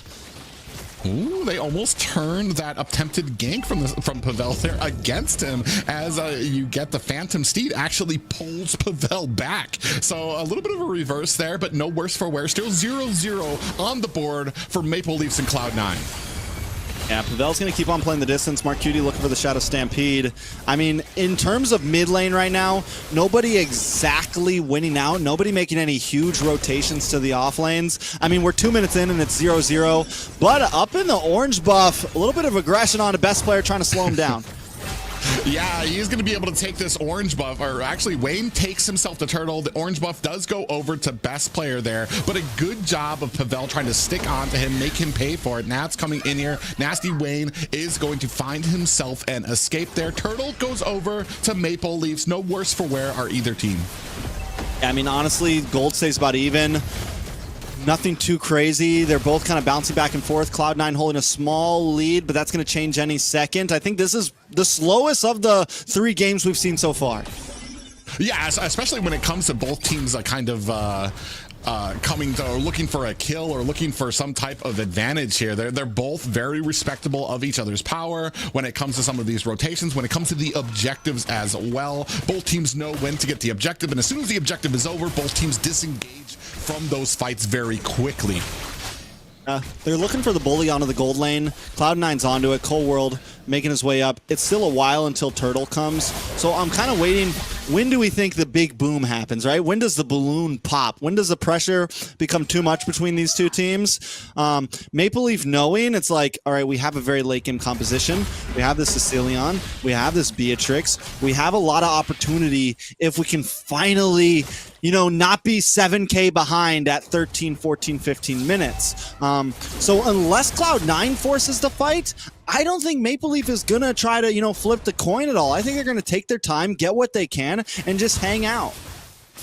Yeah, but is that really the wise? Because I want to say there's still some late hitting potential too, especially once you move. Ooh, Basic's going to use that entropy to get himself away. Pavel very close. Actually might be in trouble here, but Colworld's going to find himself a little bit of stun. Do we have the portals going out? No, Pavel does not find himself an ejector. Nasty Wayne from the side puts some damage onto Colworld, but with that being the Roman, I mean, it's not going to have too much of an effect just yet. 2 seconds left before this next turtle fight. You can see the whole of Maple Leaf. They have 4 members here against 4 members of Cloud9. Black Dragon is out trying to zone out the rest of Cloud9. Nasty Wayne finds himself a second turtle, but Yureshi still putting some damage here onto the purple side of Cloud9. Yeah, you can definitely see the difference this composition makes to Cloud9's pacing. Basic on a much more kind of hang out in the gold lane. It's going to take a while until Natan's online. Doesn't have as much movement as he would with a Claude Force. And then best player as well on this Lance, not as quick moving, not as aggressive, not as much damage overall as he would have with the Hayabusa that we saw in the past 2 games. And we're seeing the difference. You know, we're witnessing it clear as day. Yeah, we do see that War Axe finally being picked up there by a best player. It definitely one of the slower when it comes to farming of the assassins he likes to kind of pick up there. Coldworld actually gets ejected to the back of the line of Maple Leafs. No worse for wear. He's going to find himself an escape. Both teams, this is, you were talking about before, this is the longest we've gone without a single kill for both of these teams. Maybe in NACT in general, honestly. We're at 5.5 minutes and nobody has gone down. This is not something you see every day in NACT. Honestly, overall, ever since Assassins got brought back into the meta, games have been, you know, a bit more aggressive early on. People are looking for plays, looking for snowball, looking for action. It's 30 seconds until the 3rd turtle. And like I said, let's take a look at some of these items. Toru looking for the BOD, did lock in the mallet, get a little bit of penetration early on, a little bit more damage. Has the tough boots. On the other side, taking a look at Basic, he's got the feather in. Next up, maybe, I mean, not a huge difference, but Toru for the first time has a nice 500 gold gap, and hitting that bot early on is going to be a big, it's going to be a big deal as we come into, you know, last turtle or first lore to say.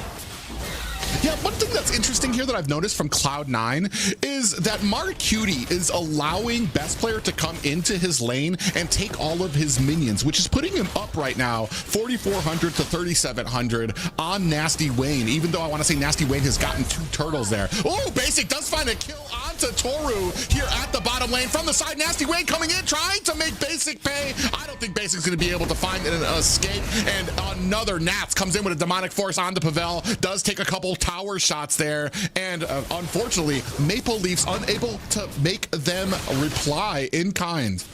Now the balloon has popped. Action finally down. A lot of damage on a best player. Yeah, the Black Dragon is out. The Nether Realm as well. And Yureshi dives maybe a little too deep, goes and finds himself an escape in the portal, and now running for the hills against 4 members of Cloud9. Does possibly find himself an escape. In comes J-Law with the ultimate. Is it going to be enough to take Nats down, who ran a little too far trying to chase that kill? And Yureshi in trouble here, finds a pop-up onto 2 members, and that's going to be all. That's going to be taken down for the side of Maple Leafs. Looking at a 3-2 lead right now. Cold World, Basic, Marcuti against Pavel and Nasty Wayne, who are going to go ahead and clear up this lane. All right, so I like to think in my universe that Yureshi did not notice the portal and just accidentally walked through it. Just totally was like, oh God, where am I? Still, MPL though comes out, I mean, maybe not completely on top, but they do take a tower on the top side. Gold still even. So right now, Maple Leaf does hold the lead, and now they're looking for another pickoff on a Cold World. Yeah, on the Cold World, this is the Roman, and they're going to go ahead and burst him down quickly. That is 4 on the side of Maple Leafs, looking to potentially put this push onto the bottom lane, and they're going to go ahead and find themselves another tower. They're actually doing very well when it comes to the macro of this game. I mean, and we said it in the past 2 games. It's something that they do well in. Cloud9 just kind of has done it better in the past 2 games. Maple Leaf doesn't just want to fight. They're consistently looking for off lanes. We saw them try to hang on by using these strategies in the past 2 games, but now they have a lead, right? Now they have a composition that works well against Cloud9. And speaking of compositions, J-Law on the Sicilian is starting to output more and more damage. We're 9 minutes in, and he's becoming deadlier and deadlier. Yeah, especially once you start getting those stacks up where you can just like letting loose with all of that dragon. Speaking of which, 4 members out there. And the black dragon is out. Yoreshi looking for the hills. He's not trying to get any part of all of that fight. Ooh, big ejector does land. I think I want to say the a little bit of a purify comes out there from the side of NACT. Mark Cutie on the side trying to take down Nasty Wade, who gets bursted down by Mark Cutie. The rest of Maple Leafs are going to have to disengage. That is bad news for this first Lord. Most definitely. Nasty Wayne going down right at a crucial time like this, having a 20-second clock. C9 comfortable enough that they can probably rush this Lord. Toru with the snipe out, though. Oh, yeah. Coldwood actually taken down very, very low. And best player able to scoop up that Lord. NetherRealm is out. J-Law finds a kill onto Nats. Now they are on the offensive, trying to put the beating onto Mark Cutie from the side. Basic and best player looking for an angle. Still taking some damage from J-Law there. You're exactly right. J-Law is putting on a huge amount of damage, but it is not enough to save this first Lord. Cloud9 scooped that up. Yeah, Cloud9 scoop up the Lord. Maple Leaf, though, once again, does find something in that moment. Taking a look at the items, let's take a look at J-Law. He's got the clock down. He's got Winter Truncheon down. And speaking of J-Law, we kind of want to see the Claude in the marksman spot, right? Because it does great against the NetherRealm. Ooh, Coworld goes down. But the Bat's Feast kind of supplies the same thing, right? You get this nice spread damage to multiple members. You pair that up with his first skill and the Winter Truncheon, and you're really able to melt down what the NetherRealm brings. So good answers by Maple Leaf. Oh, look at all the damage. Pavel goes in and he almost gets chunked down. Toru as well. Lord crashing at the top lane. Best player in Nats playing at the front line there, trying to push off the rest of Maple Leafs. They're going to decide against this fight. They might be able to save the tower here. Maple Leafs do, as minions start spurging through the mid lane. Thorned Rose comes out. Yoreshi is going to have to jump back, and just a hair of health and an ejector, an attempted ejector on Nats, who finds the Purify again. Yeah, so now Cold World kind of to this point where I just hang out. I sit by my portals. I don't force anything. I play the game slow, and Cloud9 finding some rhythm, but the engage possibly from MPL.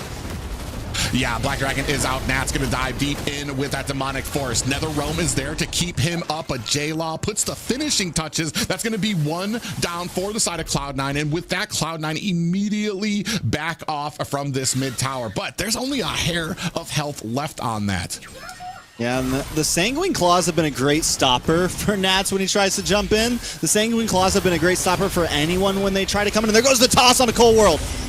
Yeah, but that's the roam, and that's a lot of abilities being put on there. Best player comes in from the side and does use a Phantom Execution, looking for Toru, finds its a mark, and that is going to be a marksman down for the side of Maple Leaf.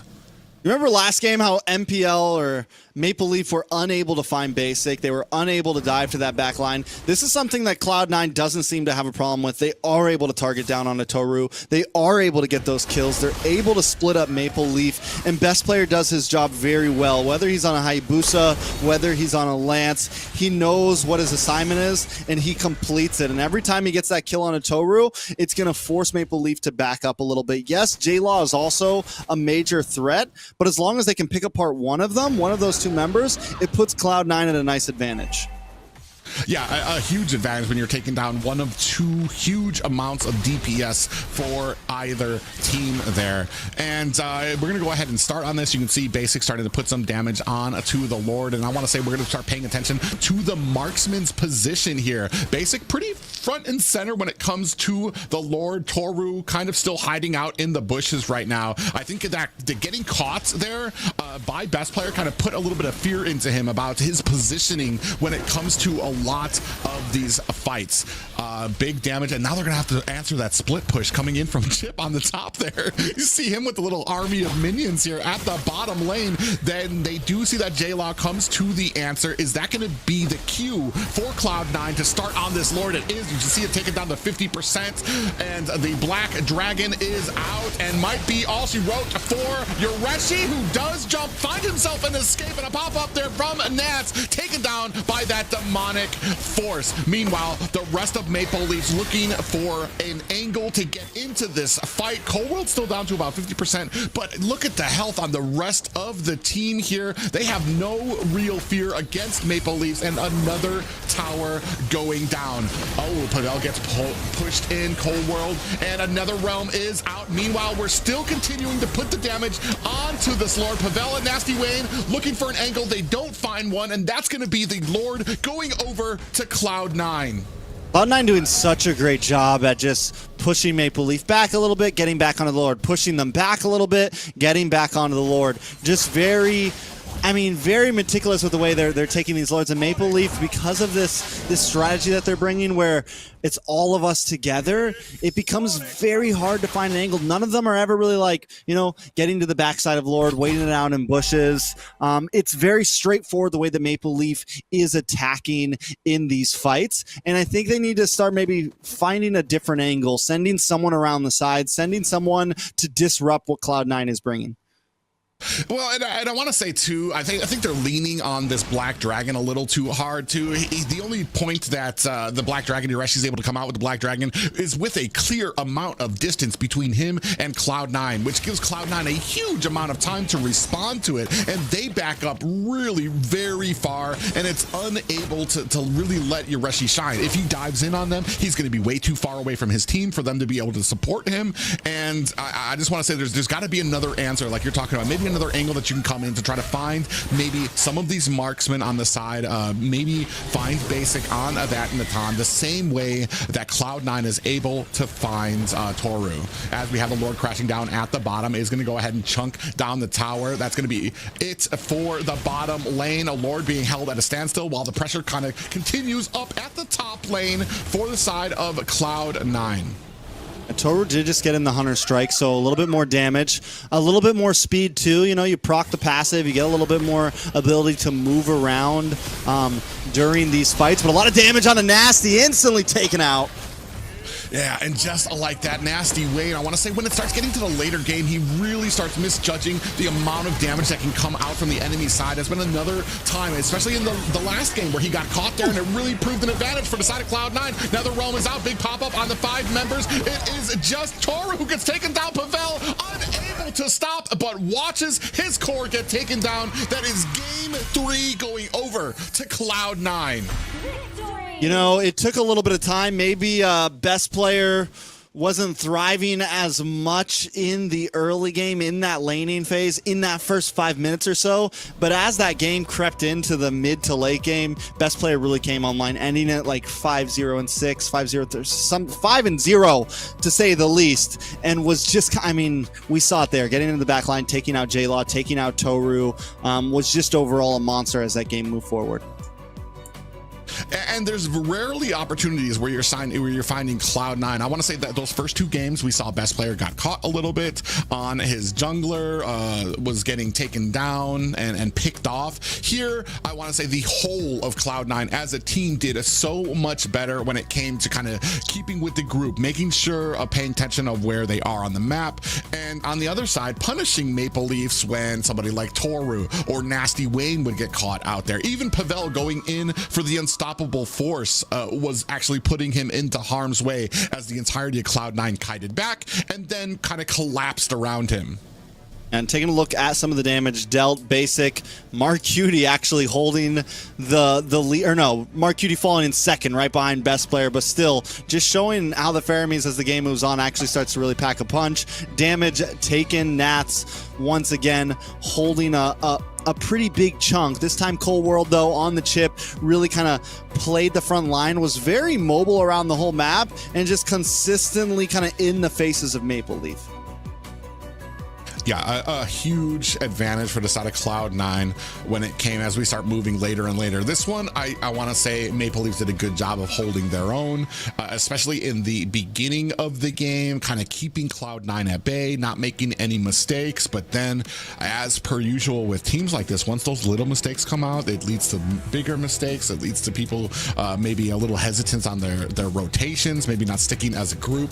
And Cloud9 just very easy to kind of find these little little cracks in the armor and take advantage of it. Here, Basic finds himself a kill. Nasty Wayne able to answer very quickly with that back. Yeah, most definitely. Taking a look at some of these replays, 7.5 minutes in. MPL actually really holding their own for a while in this game, keeping the gold to a standstill.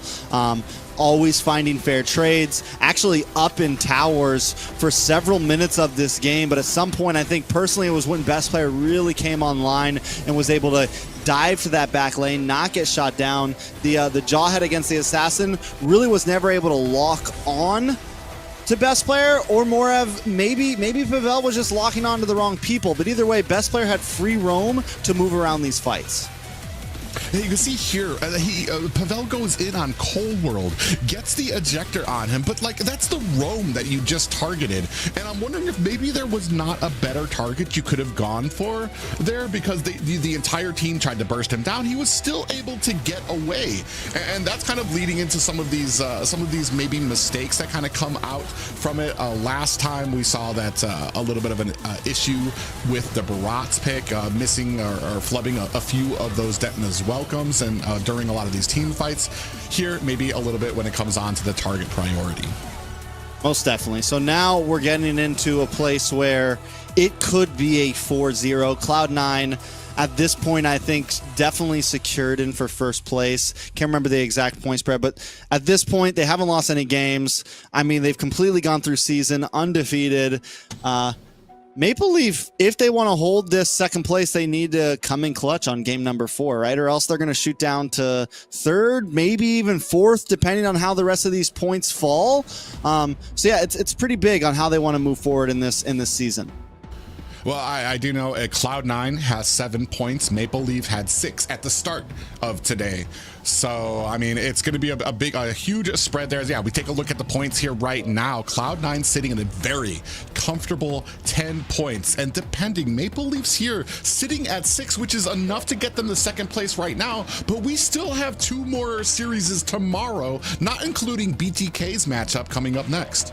Yeah, to make things very clear, if BTK gets to, let's say, 7 points, and let's say Godspeed somehow gets to 7 points, MBL sits at number 4, and then all Nighthorde has to do is get to 7 points, and it's over for MPL. That's why, like, I know it seems like some of these things aren't possible, but it's extremely important for them to try to put it, or else they're pretty much just putting their lives in the hands of every other team in NACT, right? So getting them a point here at least kind of puts them in safety, but going 0-4 puts them in the hands of Godspeed, BTK, and Gosu Nighthorde. Yeah, and it's anybody's game when it comes. Well, not anybody's game. There's clear favorites, clear people who have a decent amount of points up there on the board. Gosu Nighthorde's only at 4 points right now. They're only 2 points behind Maple Leafs, who has the possibility of being completely shut out of points here tonight and staying at their 6. That would mean that Gosu only needs to go 50-50 with their opponents, Gosu Nighthorde. So I mean, and if they win, they're going to go ahead and give that big old boot to the side of Maple Leafs here. So this next match possibly very important for the side of Maple Leafs, even though this series has already pretty much gone over to the side of Cloud9. This last match, that's where they're really gonna have to show what they're made of. They need to get a victory here to kind of get even just a little bit of comfort room when it comes to their placement here for the top 4. So speaking of, things that they need to do, once again, Chip is left open here. MPL on blue side, first pick. They go for the Lu Yi. They go for the Hayabusa. They go for the Fanny. With no Phoveus, no Gatot. Chip gets banned out on the side of C9 finally. I mean, maybe just pick up the R lot here, pick up something comfortable, pick up something simple. There's still, I mean, Ling is open, but honestly, Nasty Wayne hasn't been like the most amazing performer. They go for the Ruby instead. Okay. Yeah, it leaves a lot of options open for the side of Cloud9. You've still got the Ling, you've still got the Nolan that can come out there with the early game, the potential pickup with a Jawhead as well, which really gives you this huge steamroll effect. Oh, and of course, there it is. there it is. The Sunyu picked up by the side of Cloud9, and we're going to see apparently what this character is made of. the wonderful Liz asked us, what are the chances of seeing Soyu? And I said, if a team gets comfortable and they're winning and we come down to game 3 or 4, and it's like, why not? Let's just have fun. In the last game I said, I was like, C9's at a point now where playoffs are secured. First place playoffs are essentially secured. They are. First place playoffs are secured. They can pick whatever they want here. So why not try out the new hero? Yeah, there really is nothing against it. They can. Where do you think it's going to go, though? They can flop. I'm pretty sure that's going to be a jungle. They're going to put that on best player. There's. I don't really. I mean, the only other place it would be is the XP lane, but Nats has already secured the R lot, so I want to say that's probably about 100% bet there. That is going to be going into the jungle. But in answer to that, I want to say Maple Leaf's going to go ahead and get their comfort pick with that Jawhead that's going to give them the early game threats, as well as the Vexana, which is even more for the early game. And basic on the Wanwan. On. All right. We C9 is in a place of feeling good about themselves. I'm not counting out the 1-1. It hasn't done amazing in NA. We've seen a couple okay games of it in other places, but it's definitely not like the marksman. It's not the marksman, and it's not. And I feel like right now in current meta, it is tough to get all those stacks, man. It is tough to get that crossbow of Tang off. You have so many heavy CC frontliners, so many peelers in the meta right now. You can go against teams that are just ready for you to get close to them, ready for you to try to dance around them, and they have answers to that. So it's definitely, if Basic can get off some crazy crossbow of Tangs here, it'll definitely show some skill. Yeah, I mean, we even saw it in the last series when it was Zia on the Wanwan, and Zia's pretty much made a name for himself on the Wanwan, and Basic was able to do a good job of, as soon as Zia got the crossbow at Tang, it only hit one member, and it was able to take that member down, but Basic quickly created that distance so the crossbow Tang didn't pass on to any other member. So I want to say, even when it's a great pick, it's just a lot of people have answers for it now, but with it on the side of Basic, I want to say that they're feeling very comfortable. Cloud9 very relaxed here, so this is a composition that they're probably going to kind of, I want to say, lean back a bit and try to take advantage of Maple Leafs. This is really going to be on Maple Leafs to kind of prove their worth here right now, especially with Cloud9. I want to say taking a little bit more of a confident path in their draft. Most definitely. I'm excited to see, so right now with the Suyu, we know he has this like fighter stance essentially, which does a bit more damage, can get some nice reduced damage, more reduced damage than even Terizla gets with like Body of Smith and all of that.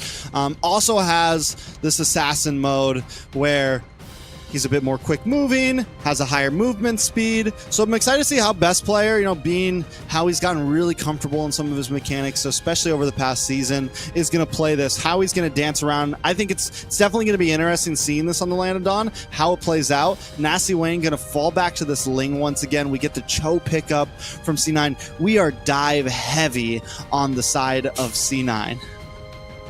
Yeah, and that's something you're gonna need, especially when it comes to synergy. Your entire team's gonna need to be on the same page. If you're diving in, your team needs to dive in. We cannot have any more opportunities wasted where one person dives in, the rest of the team gets backed up, and then that player is isolated, especially against a team like Cloud9 and Cold World. It's going to be sitting here on this Cho too, and I want to say I was absolutely impressed with his Cho last week as well, and it basically, for me at least, putting him up there with North America's greats.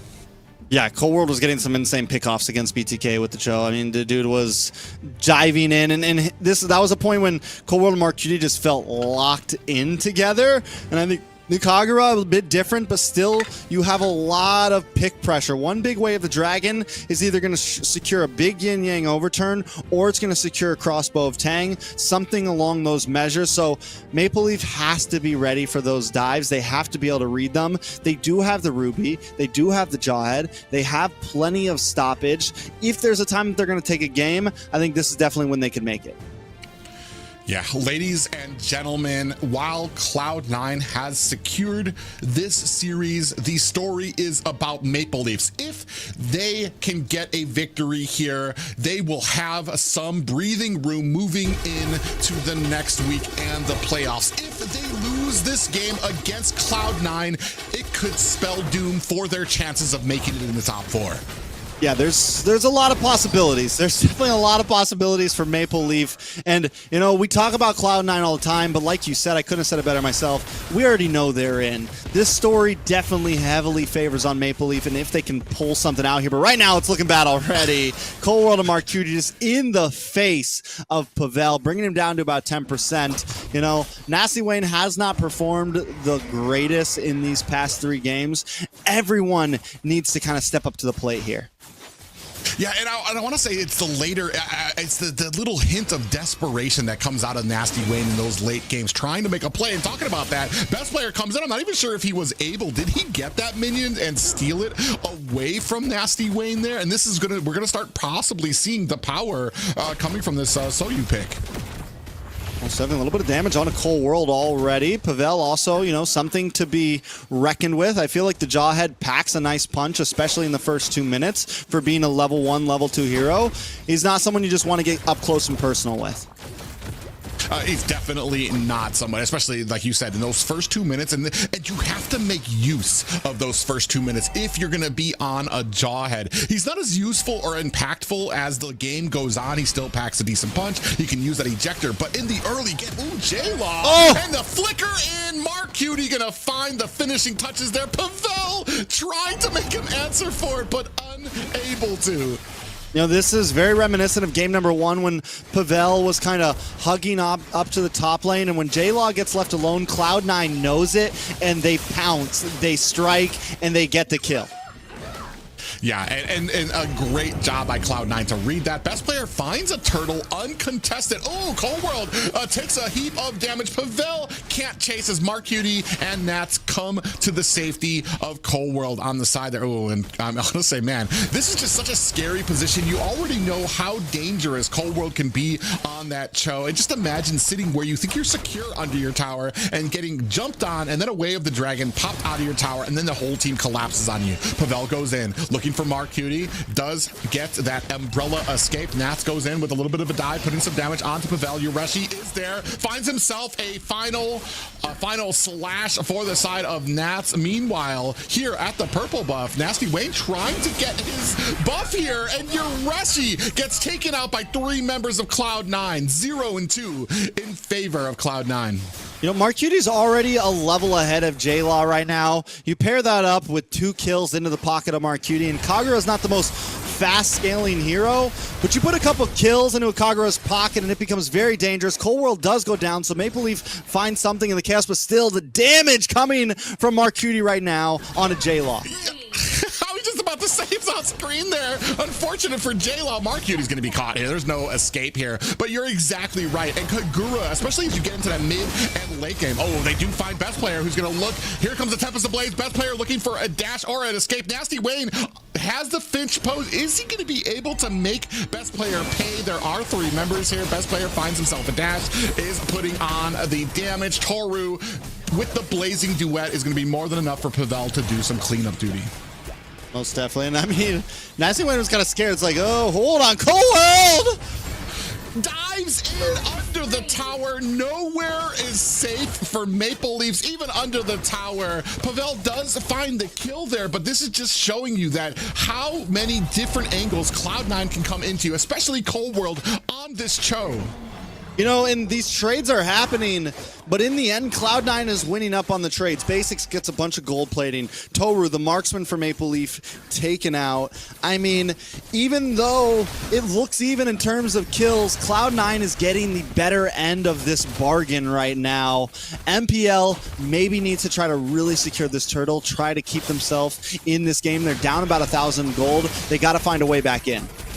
Ooh, as we say that, Yureshi takes a heap of damage. Final slash comes out, down to 50%. Ooh, Basic comes in with looking for those stacks onto his crossbow. A Tang as Toru comes back with that BMI. We do have the Tempest of Blades is out. Nats latches onto Nasty Wayne. This might have been a mistake there. And under the tower, J-Law going to find a kill. Best player tries to dive in, looking for the save. Is not going to be able to find it. Pavel with the ejector onto best player who finds it. I'm offended. Final touches there by Pavel. That's going to go ahead, secure some room for this next turtle for Maple Leafs. Okay, so Maple Leaf back in the game. They close down the deficit by the end of this turtle. They might even have a little bit of a lead. Oh, Cold World, though! Cold World comes in finds the way of the dragon, and Basic finds the kill. And this is what we were seeing when they were facing BTK as well. Cold World does such a great job during these objectives to find the jungler, put him into the way of the dragon. He can no longer retreat, and somebody else finds the kill there. Luckily there for the side of Maple Leafs, they were still able to get that turtle. Yeah, the pressure is everywhere right now, man. Cold World on the Cho is something vicious, man. This guy comes jumping off cam into the line of sight with targets on everybody's head. A lot of damage on the best player, though. Does look like the Suyu is having a little bit of trouble. Yeah, a little bit of trouble there. I want to say, oh, and here comes the Violet Requiem coming from Mark Cutie. Has the Umbrella escape. Nasty Wayne trying to put on the finishing touches. Mark Cutie gets taken down. 8-5 lead for the side of Maple Leafs. Cold World and Basic coming up from the bottom. Pavel looking for an angle. Doesn't really like what he sees. Is going to go ahead and back off. What I like about Cold World here, too, is he's not stingy with the way of the dragon. Like, even there, he's looking for it. If he doesn't get the angle, they just back off, right? But he's always ready to use it, and he's consistently creating space and just having that threat out there, having that possibility of knowing you could get kicked any time and brought back to the enemy team definitely starts to get in your head a little bit, and Cold World keeps that hanging, dangling at all times. Oh, they're going to go ahead and try to latch something onto Basic here. We do have the Tempest of Blades comes out there. Basic still trying to look for the angles. He does have the crossbow attack. Is he going to be able to use it? He doesn't even use it and is able to find 2 kills onto the side of Maple. And speaking of which, J-Law in trouble. Nats dives under tower to secure that kill. Hey, Pavel just sitting in the bush with 10% health, shivering, watching his friends die, knowing he cannot do anything right now. Cloud9 all over him. Toru looking for towers, looking for anything, as Toru has been doing the past 4 games, but it's just not enough right now. Yeah, Toru's going to have to find an escape here. He wasn't even able to push as much as he wanted. Well, actually, the tower is down, so they were able to find that. Oh, God. The disrespect. TikToks there. He is feeling confident. He's like, I will take a tower shot to the face just to get this recall off right now. Oh, there's another one, though.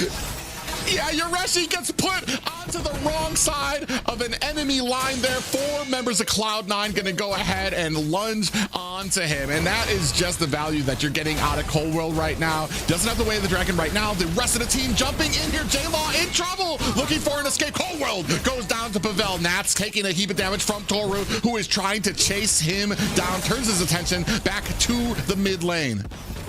All right, man. So 25K, 22K, about a 3K cold lead over to Cloud9 right now.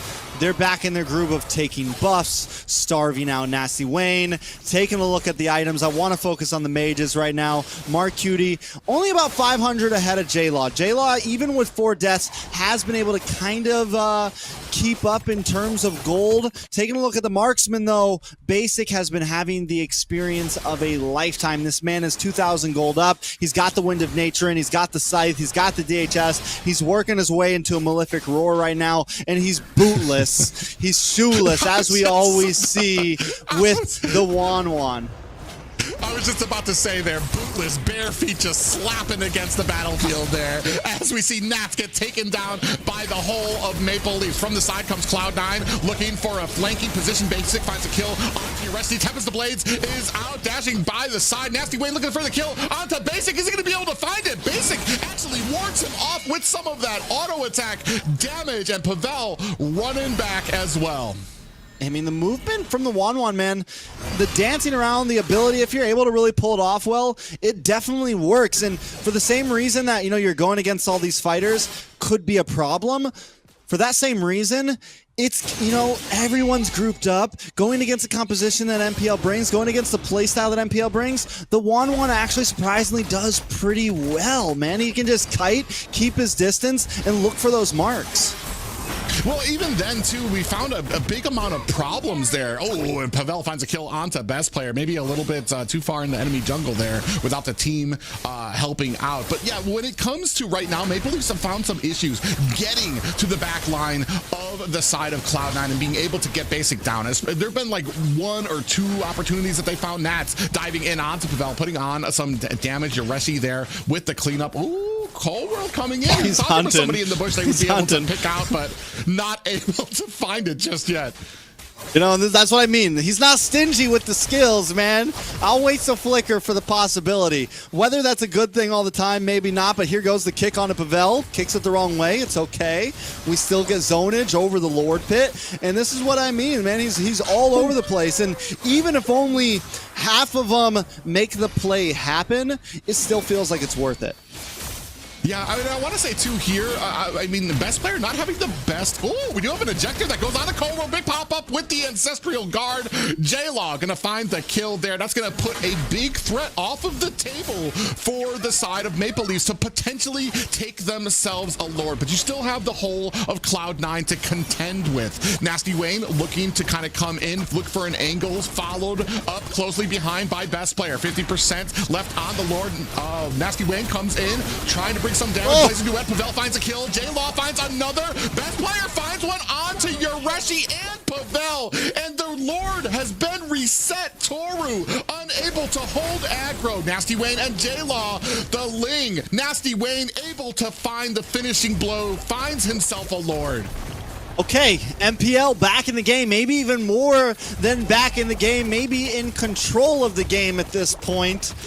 They find a Lord, they find multiple towers, they find a gold lead. They find everything you want to turn the scales. There's a player I want to focus on, though, and it is Pavel.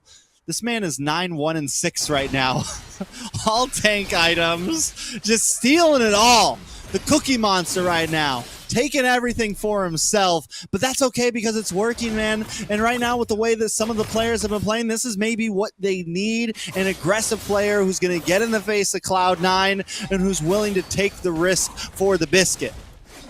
Yeah, I was actually kind of wondering there when I saw the kills, like what kind of stacks does Pavel have on that Thunderbelt right now? Because that just does an immense amount of true damage that can come out there. And I'm not sure, I mean, it's working for them. Yeah, oh, we do have a Husband's Blades coming out. Best player gets his clock cleaned as more pressure starting to mount at the bottom. Yureshi looking for an unoffended, does miss. Wave the Dragon under the tower with the Ancestral Guardian trying to pave a way for an escape. Nasty Wayne finds himself a tower. Nats picking off Pavel. J-Law and Nasty Wayne find themselves a tower. This could be the push that Maple Leafs was looking for to put and turn the tables on Cloud9. Minion wave coming in from the mid. Top and bottom waves coming in a moment. Coldwell looking for an opportunity. I guess it was just, a final slash does go wide from Nats, and the rest of Maple Leafs gonna back off.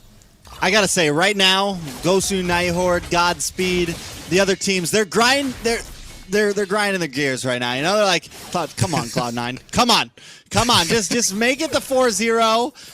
Make it easy for all of us. Give us a chance. But right now, Maple Leaf has taken the game. They've played it solid in this final moment. They brought a draft that can work against what Cloud9 brought. Best player goes for the Suyu. And honestly, it's not playing too great. Best player not having, the funnest time right now. Basic doing okay, 2-0-8. But best player, 6 deaths. Just walking into a Yureshi Ruby, walking in to a Pavel Jawhead. It is becoming a problem. Yeah, and I want to say when it comes to what best player likes, when it comes to these assassins, the Suyu lacks a lot of this escape ability that you get on the Ling, that you get on a Lance, that you get on a potential Hayabusa, and the speed of which he can try to push off some of these side lanes. So I want to say you can still see best player fighting with the same type of strategy, but this character just doesn't meld well with that. Yeah, so let's see how they play this out, right? Because Cloud9 definitely, Cold World, all he needs is one big pick, and it could be the game changer.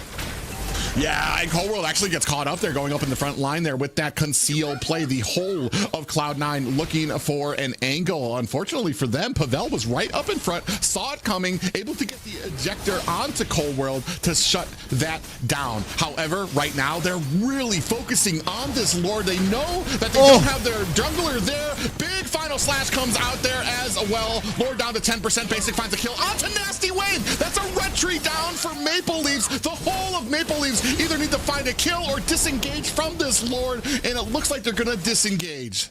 And in just a moment, the balloon pops once again. Cloud9 ends up on top, tying up the gold, taking the Lord. should give themselves some momentum back. And I was just about to say that MPL seems to have found some answers to Cold World. It's like, fine, you can dive in. We bait out your way of the dragon, and then we use the Jawhead to toss you back into the team. But where the big mess up happened for Maple Leaf there is Nasty Wayne jumps into the back line when I don't think he really needed to do that game, man. I think he could have just played around the Lord, looked for the retry. Instead, he jumps in, gets kicked in the face, and is suicided down. Yeah, and that's a huge issue when it comes to a lot of these engagements. We do have a final slash is out. Oh, totally bursting in the back line. Even with a blazing duet out there, Mark Cutie finds him with a Violet Requiem. Only 4 members left for the side of Maple Leafs trying to defend this in there. Basic takes a lot of damage coming from the CC of Yoreshi. Best player comes in, takes down the bottom high ground tower. Mid high ground, next on the list, Mark Cutie trying to put the damage on there. He's going to be able to get away. Dashes himself to safety and a little bit of an ejector there for best player. Top lane, Nasty Wayne. Nasty Wayne in the top lane. Nasty Wayne.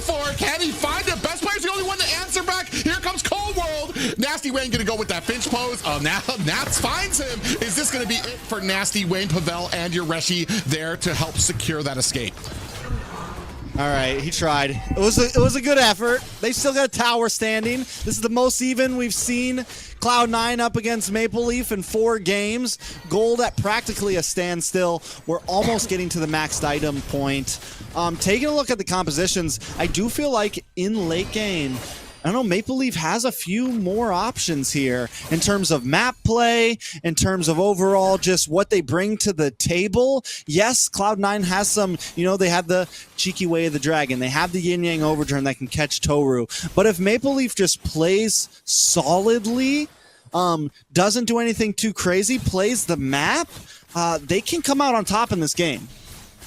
Yeah, well, it just depends on the placement of Toru, of J-Law. When it comes to Marcuti, who's now at a point where he's going to be one-shotting them with that Violet Requiem. So if they can find the target there, it really comes down to the spread there. And we've already seen right now, this is where Nasty Wayne needs to settle down, take a deep breath, because this is the part of the games where he usually gets caught a lot. And he needs to really just take that deep breath, figure out what he needs to do. And what he needs to do is not diving into the deep lines of the team just all willy-nilly. He needs to kind of keep his distance, trust his team to create these opportunities for him, because if he's the first one to die, it immediately discourages his whole team. They're fighting basically for a useless Lord, because they're not going to be able to compete without a retribution. Yeah, we'll see exactly what happens here. Best player taking his time to get to this. I think this might be a chance for Maple Leaf to rush this. They still got to be careful, though. I want to say there's still a conceal in the pocket of Cold World right now, ready to go at any moment. Toru might be in a bad spot. Cold World, I mean, look at both. I love the. This is where Cloud9 wins out in so many things. They're positioning on the map. They're willing to stay spread out. They feel comfortable spread out, and they're always looking for different angles. So it's hard for a team like Maple Leaf to know where they're coming from, and there's a conceal play. Yeah, does Cold World is going to go ahead and find himself in a kill play. Pavel does expend a little bit of a flicker there, so that's a conceal play down for the side of Cloud9. Do we potentially have one for the side of Maple Leafs? Yoreshi takes a heap of damage at mid, still trying to clear this out and create some type of room that best player might have to answer for. Off the lanes, you can see Nasty Wayne doing a good job split pushing there. Maybe going to go ahead, come back to the Lord to see if they can try to burst it down.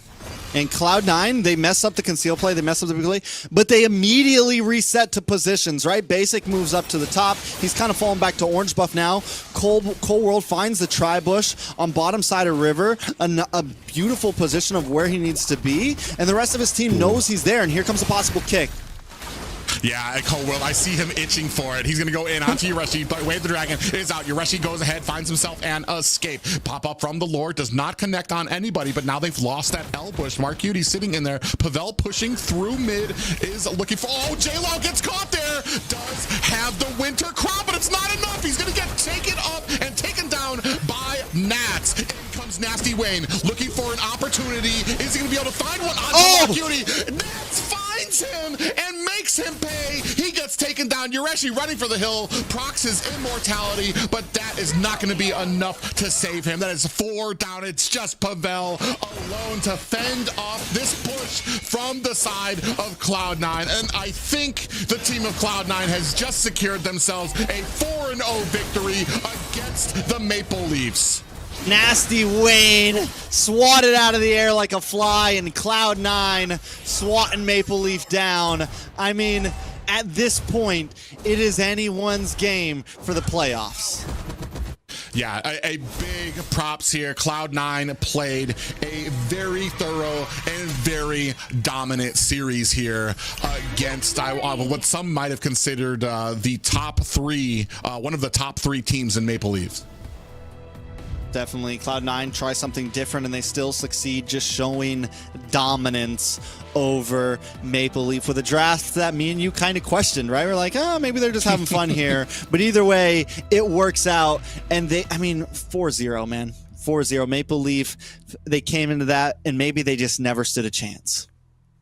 I mean, when we take a look at the stats, I mean, the stats don't make it look like it was this hugely overpowering game for the side of Cloud9, but there's just little things you notice during the game, especially you brought it up, the positioning on that last Lord, going in for a conceal play, they miss it, they immediately reset to the same positioning, they know what they need to be doing, they've been scrimming, they've been practicing, and it really shows in how composed they are during these games, and even when they make a few whiffs. I mean, even if they make a couple mistakes, the thing about Cloud9 right now is the whole team feels solid. You know, the game is only so long. We can normally focus on, we normally heavily focus on a player or two, the ones that are really thriving. But taking a look at Cloud9 in general, when one player like best player is falling short, Nats and Cold World step up to the plate. When Cold World is falling a little short, Basic and Marcuti step up to the plate. It seems like they just have the full package right now. And as you mentioned at the beginning of today, they seem to be getting better and better and better. And whether it's the boot camp, whether it's the training, whatever it is, whatever's in the water, it doesn't really matter, because right now Cloud9 is becoming the favorite of NACT, and that is something clear. And the other teams need to step up if they want to compete, come around the playoffs.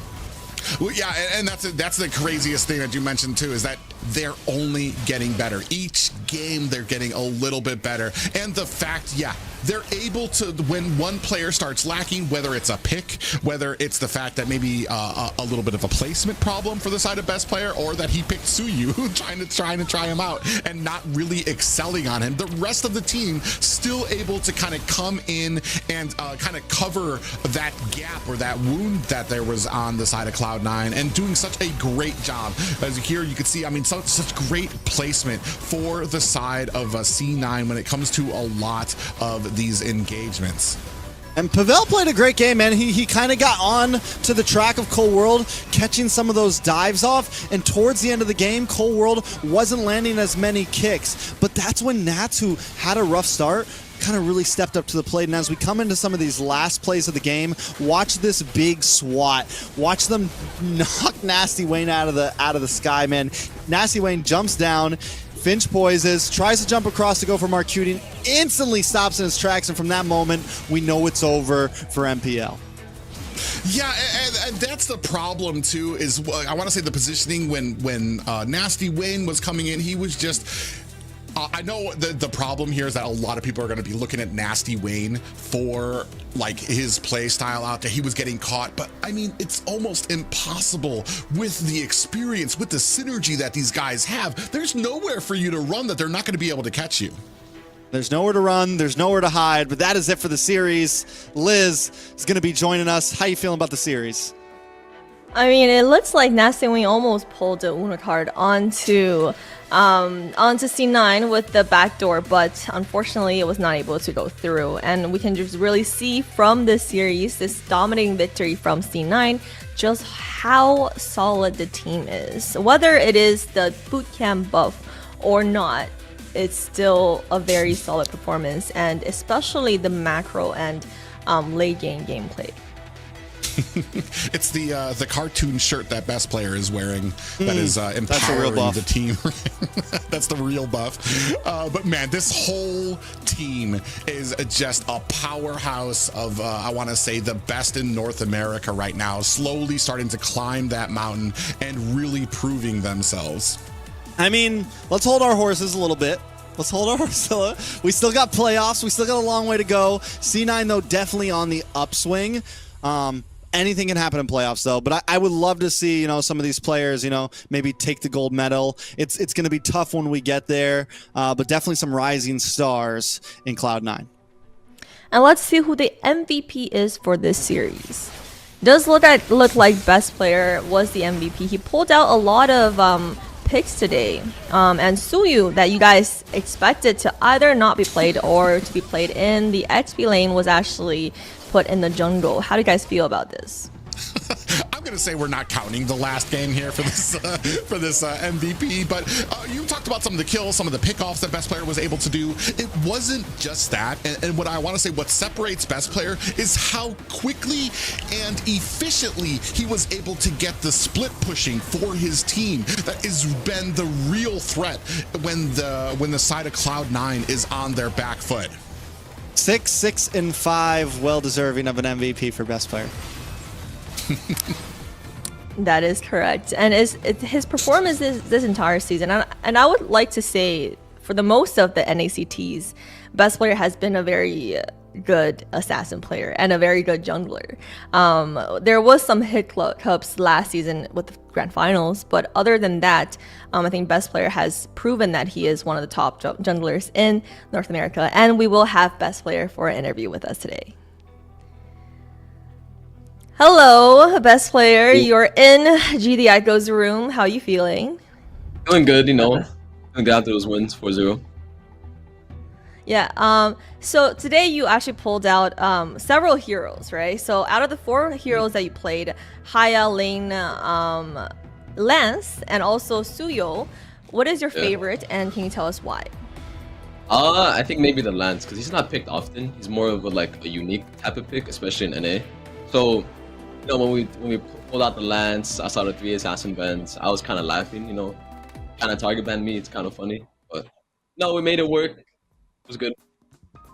Have you been practicing Lance? Is that like a pocket pick of yours? Yeah, I have. And you did pull out the Soyo. What is your opinion of it? Do you have any tips for any of our viewers who want to play it in the jungle lane? Just try to be as much of a bully as you can. Utilize his low CDs. Yeah, and we would like to see our viewers play it more. And now, do you think tanks still have a place in this meta, or is this the best player 1 meta? I think personally, tank meta is dead. I think it's dead.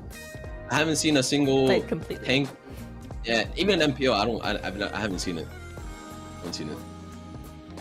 Yeah, that's fair. And we heard from Zane before that there's some communication struggle when he was teaming up with the current C9 lineup. Yeah. For you, due to the language barrier, do you feel the same thing? Honestly, not really. When you're around them all the time and you hear them speaking Tagalog all the time, you kind of get the rhythm of it and you kind of get the flow of it. So it's like, I don't understand what they're saying fully. I know what they're saying to a certain extent. So I could follow up on that. Yeah, so Basic told us last week that you acquired a new skill, which is Tagalog, parts of Tagalog. Can you show us some useful Tagalog that you learned to communicate with your teammates during the game? Okay. My number 1 line right now is probably kaya pa. You